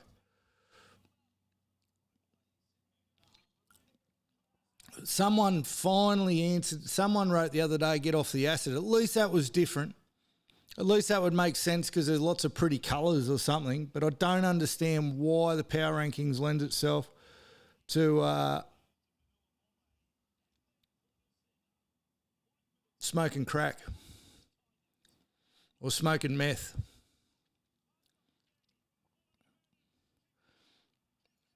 But the fact remains, the reason they're saying that is because I said the Dragons are best of the rest. I don't get it.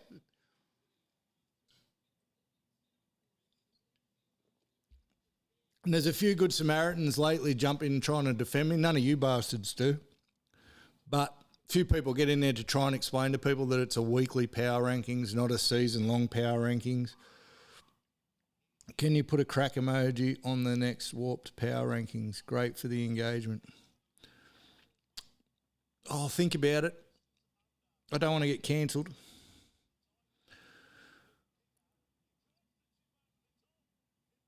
I might put we'll have a section that says what it takes to create this post, and I'll just have a glass Barbie because apparently that's what everyone thinks I'm on. Righto, I'll work out how I can do it, Quisso.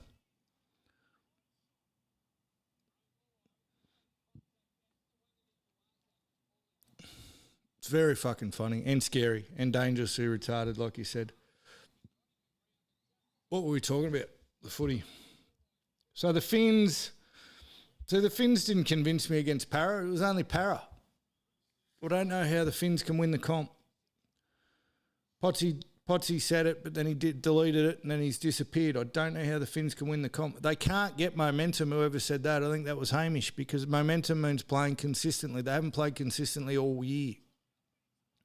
And if they haven't played consistently to now, they're not going to play consistently all of a sudden in the finals.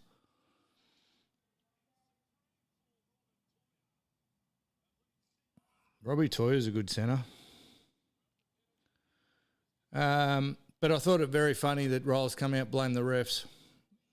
Very, very funny, Hamish.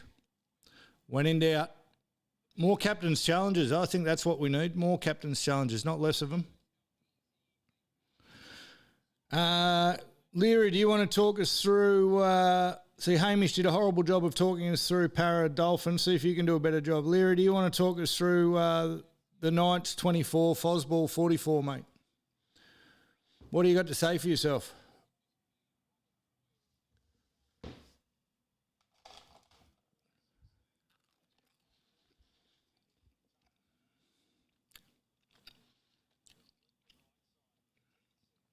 So Fozzball's back. Had a little 6-week break. Just need to freshen up. Follow, they looked good at 5'8" till they broke his leg. Grubby fucking Knights players.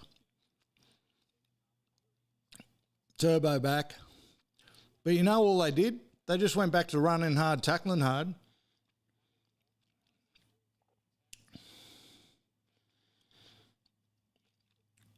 They went back to what got them back in the comp. Running hard, tackling hard.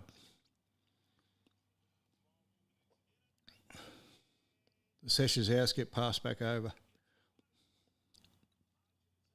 No, that was for the Knights to make the 8. The house is gone.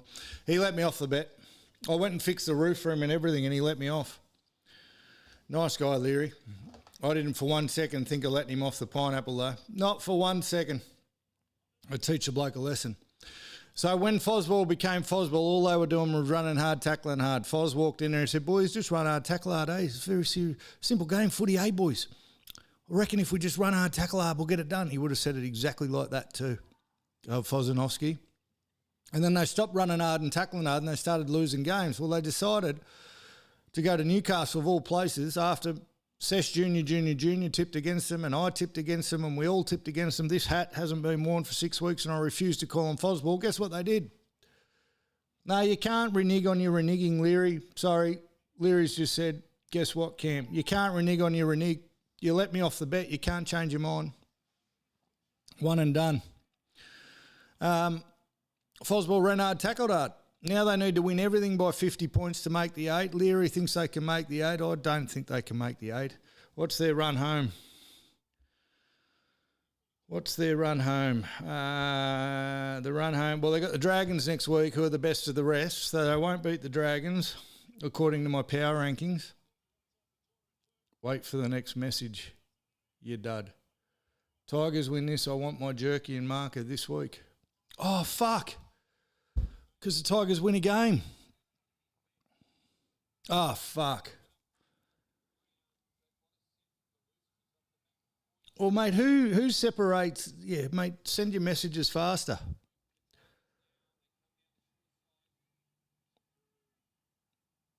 They can still bugger this up.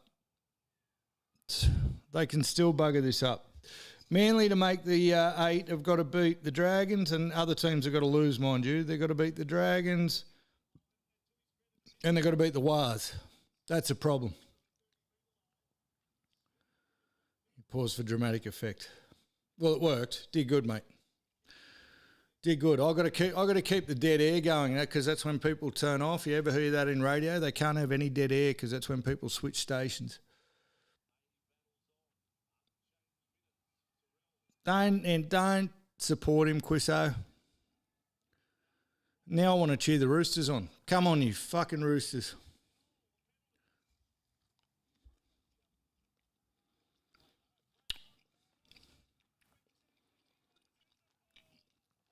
The jerky, Leary, on a technical note, did you want some jerky, G? Did you want some of Gibbs's jerky? Is that what the bet was for? because that may take some time. I've got to get him to make it. The ball marker I can give you straight away, no worries. I'm even going to give you a sticker, mate.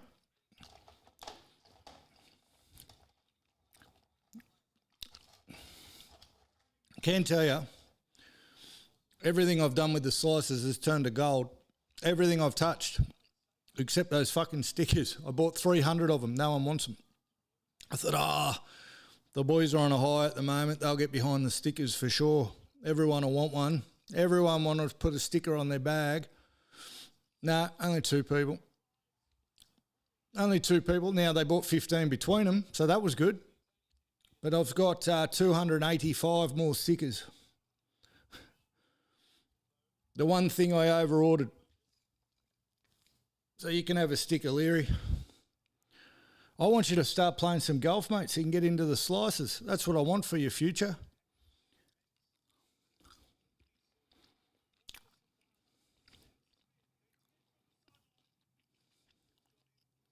Imagine losing to the Tigers. Potsy doesn't like paying for anything, so I knew he wasn't going to get a sticker.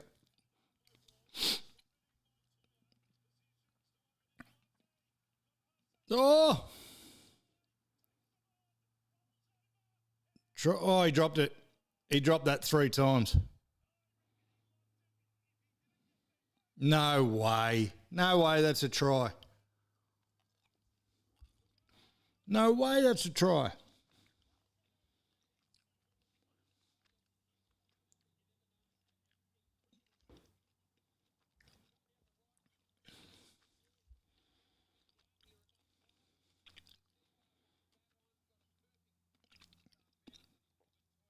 The stickers will move.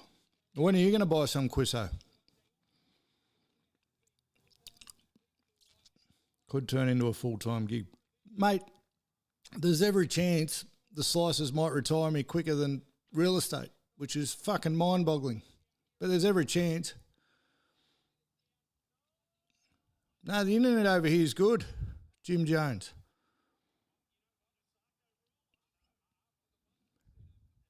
They're going to give this a try.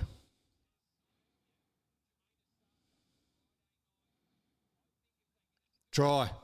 Try. Try.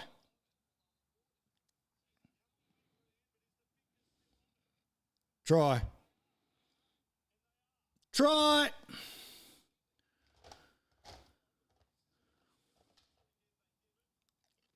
I'll tell you what's an underrated lolly. Sour Coke bottles.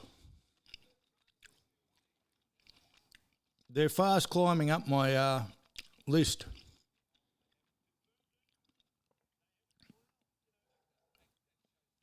That's a try. Oh, they're not going to give it to him.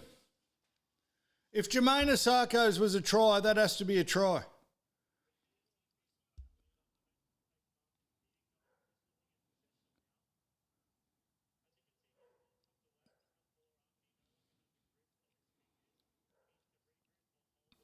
Oh.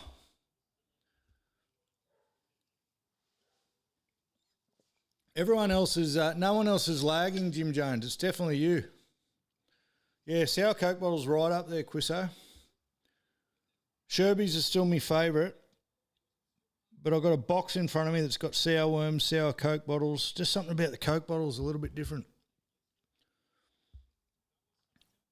Chris Brown won't tell us where he is because he's still pretending to be someone he is or he isn't. We still can't work it out. You like the teeth? Really? He likes the teeth. Not a fan. Not a fan at all. I'm on the central coast of New South Wales, Jim Jones, so about an hour north of Sydney. I reckon Quisso's on the same place. Potsy's in the same place as me.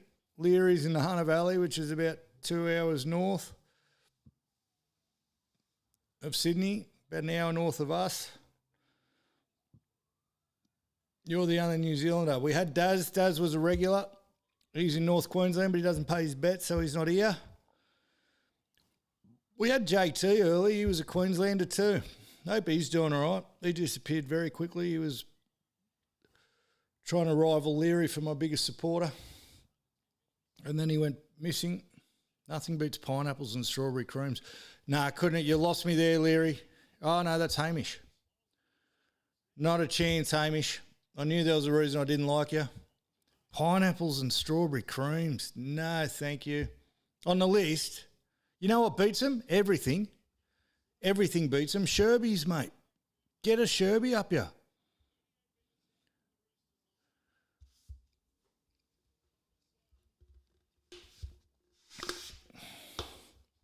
Just getting a drink. Oh.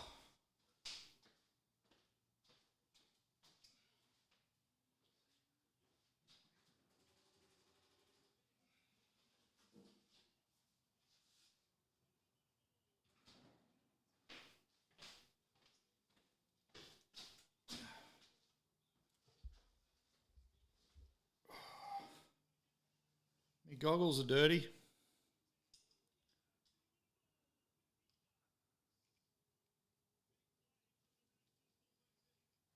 I can see. I can see. Wires 45, Rabbits 26. Rabbits are trash. I don't care what anyone says.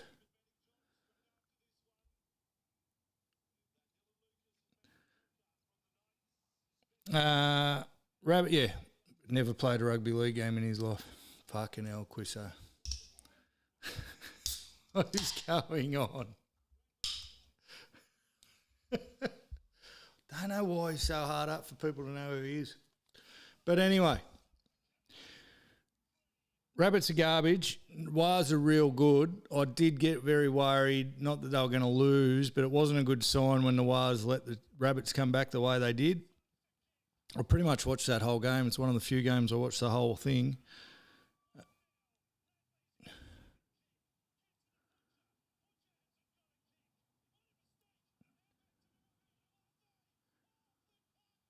You're kidding. What a try.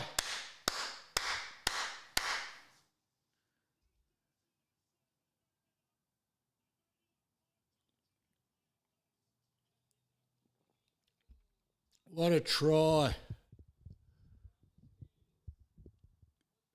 Swear on his grandmother, an official league match.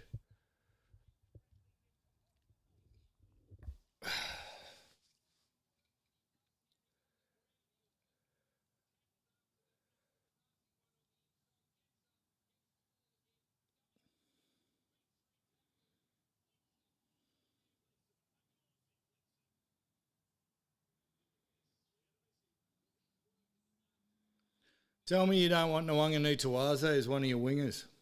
Let's go back to that chat for a second.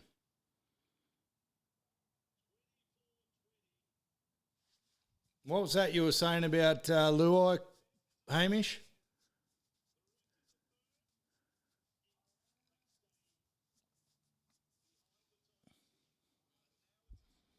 I've got to stop eating these fucking lollies. Unbelievable. Good tackle, Jerome. Great tackle, Jerome.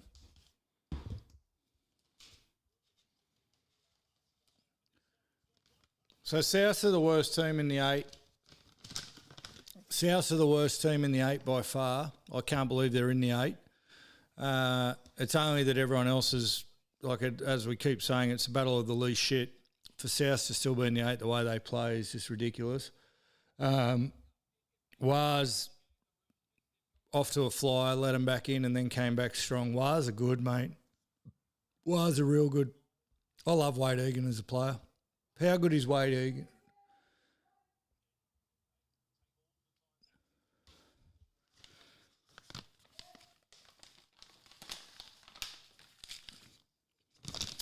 I'm just going to get a huge whack of chili. That was a dregs out of the bottom of the chili jerky. That's going to hurt.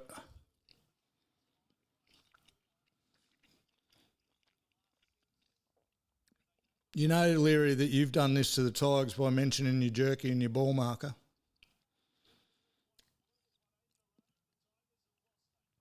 Was there anything coming my way? Good on you, Hamish. Thank you. As always, love your support, mate. Have a good day. Have a good week. Was there anything coming in return, Leary? So you were getting a ball marker and jerky. What was I getting?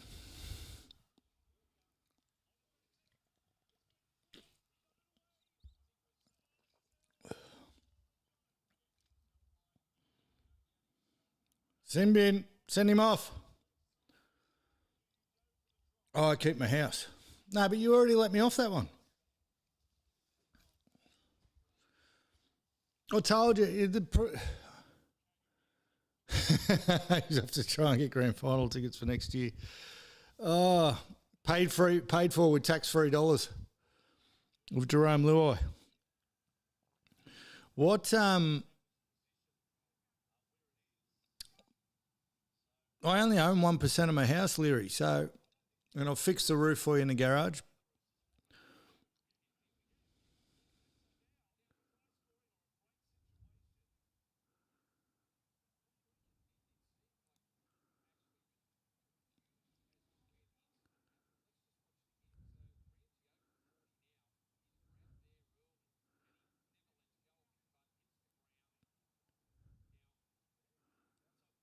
Symbian.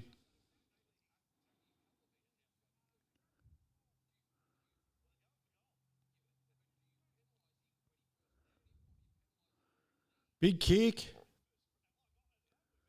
Big kick. You boys are a bit in front of me. Quick bets. You get it or not? I'll put a sour Coke bottle that he gets it.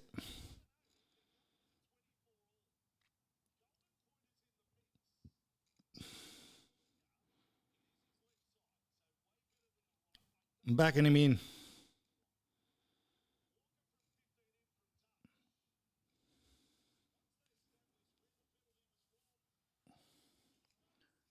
Sour Coke bottle for me. Fucking golden point this will be. Golden point.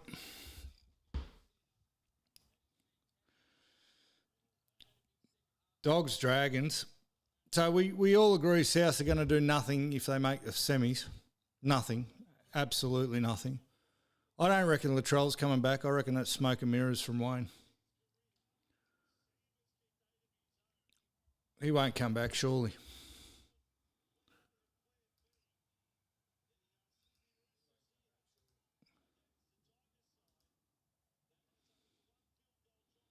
Yeah, I'd love to see Wade Egan in New South Wales, Jimbo, but he's got some chronic injuries which everyone knows about but no one knows about. His hips are buggered and I think his elbow's buggered. He's constantly getting injections in his hips.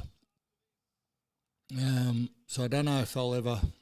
But I think him and Appy are the best hookers in the game.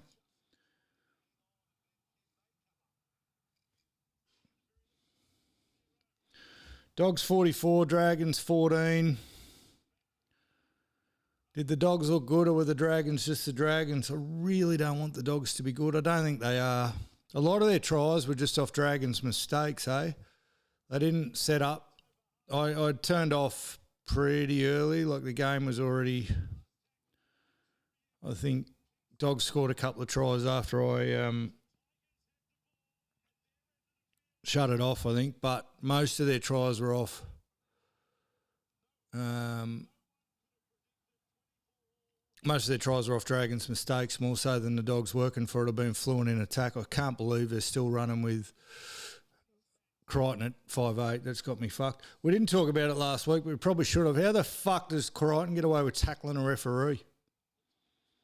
That's corrupt. That's corruption for sure. Teflon has that, dude.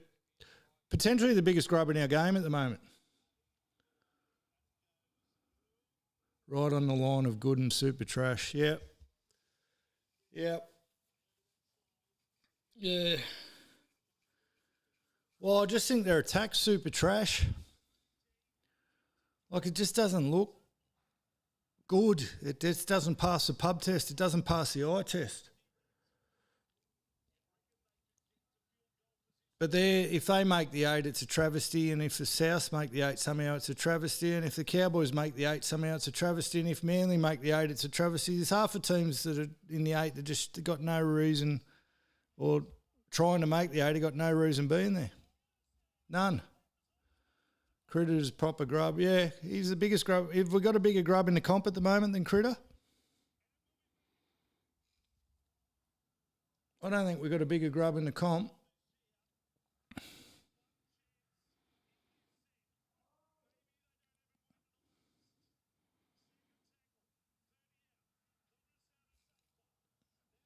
Used to be able to rattle off a few grubs, but really, I can't think of anyone.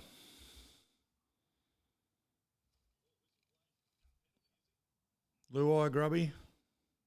Yeah. Cody Walker grubby. Is Walker grubby or is he just a silk?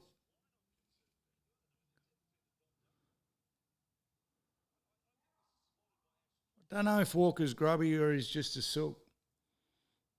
He's grubby after he loses his shit, but he's not like grub acts. Crichton tackling the ref was a grub act. If Luai wins this game for the Tigers, I quit rugby league. Now that I've said that, watch it happen.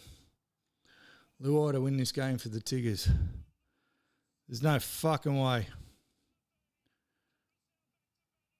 He's got it. Unbelievable. Unbelievable.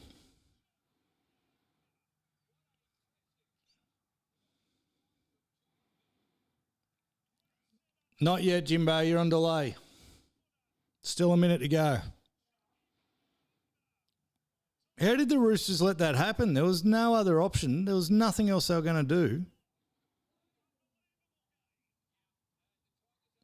It wasn't Luai. At least there's that.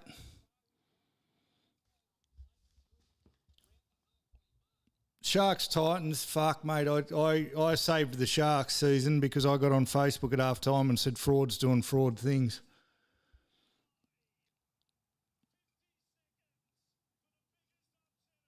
Oh, Luai's down.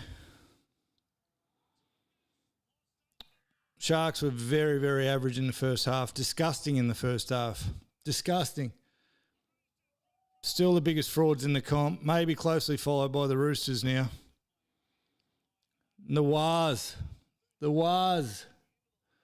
Yeah, Sharks are gone. Sharks cannot win the comp. And I hated some of the commentary in the second half. Mick Innes mostly, the Sharks are really showing what they're made of now, and this is why they're a top 4 team. No, mate, you're playing the Titans.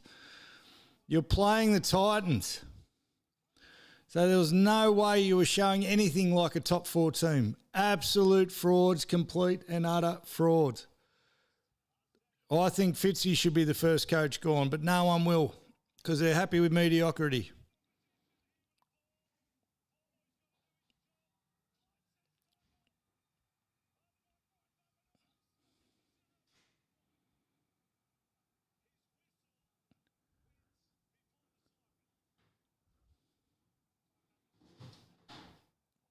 What are they challenging here?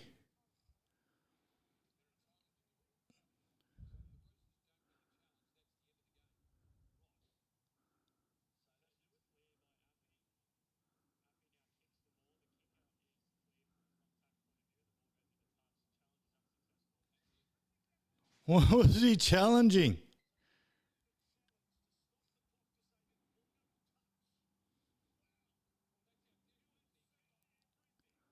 Unbelievable. I owe Leary a bag of jerky and a Sunday Slices ball marker.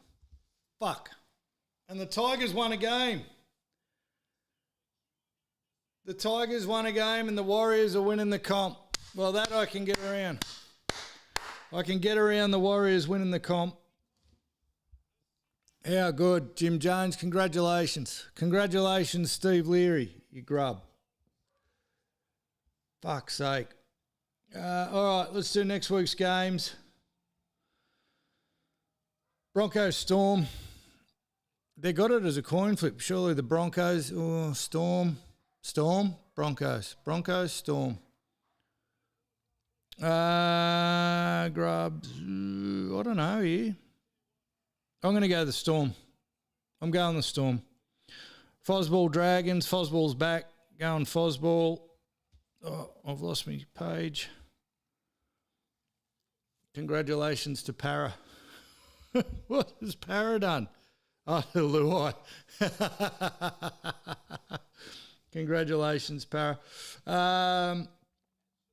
Lots of ums. Fozzball Dragons. Panthers Bulldogs. Oh, I'm keen to see what Leary does here. Panthers Bulldogs. He hates the Panthers, Leary. Who are you going, Leary?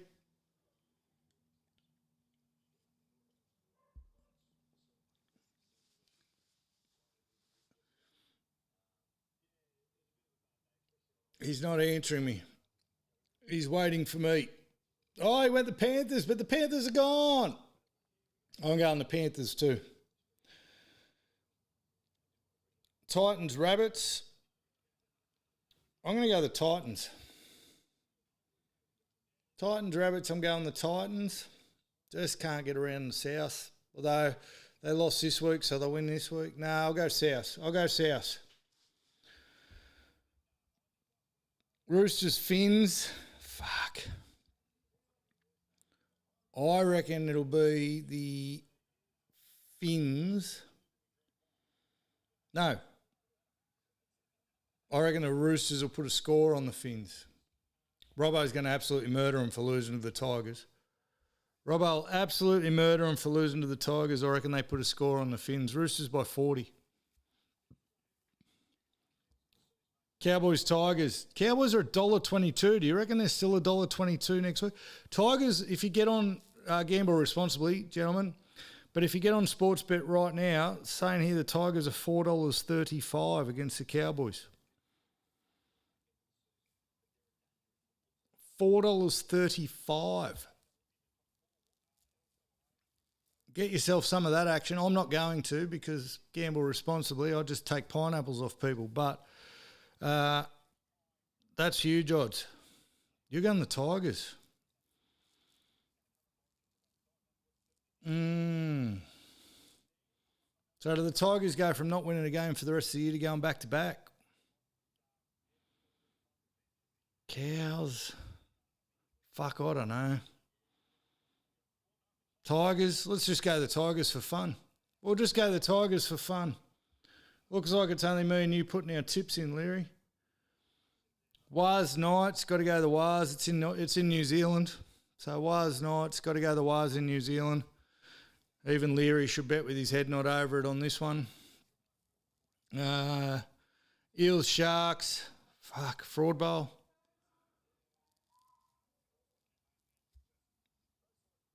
Eels, Sharks.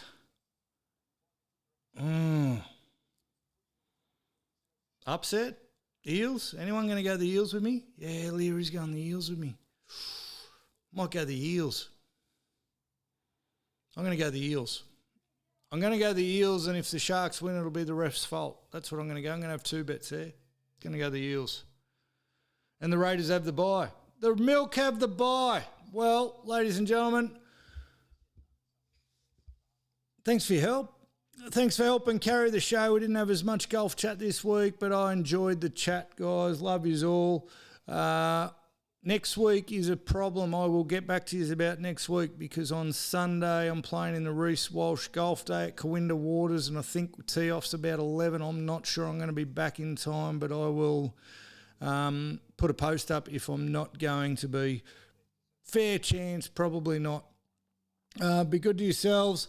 Have a great week. Be good to each other. Be good to your mothers. Thanks to Hopper. Thanks to DBG. Thanks for your participation, Medal. Fozzball's back. Another week off the grog. Everyone be safe. Love yous all. I'll talk to you later. Peace.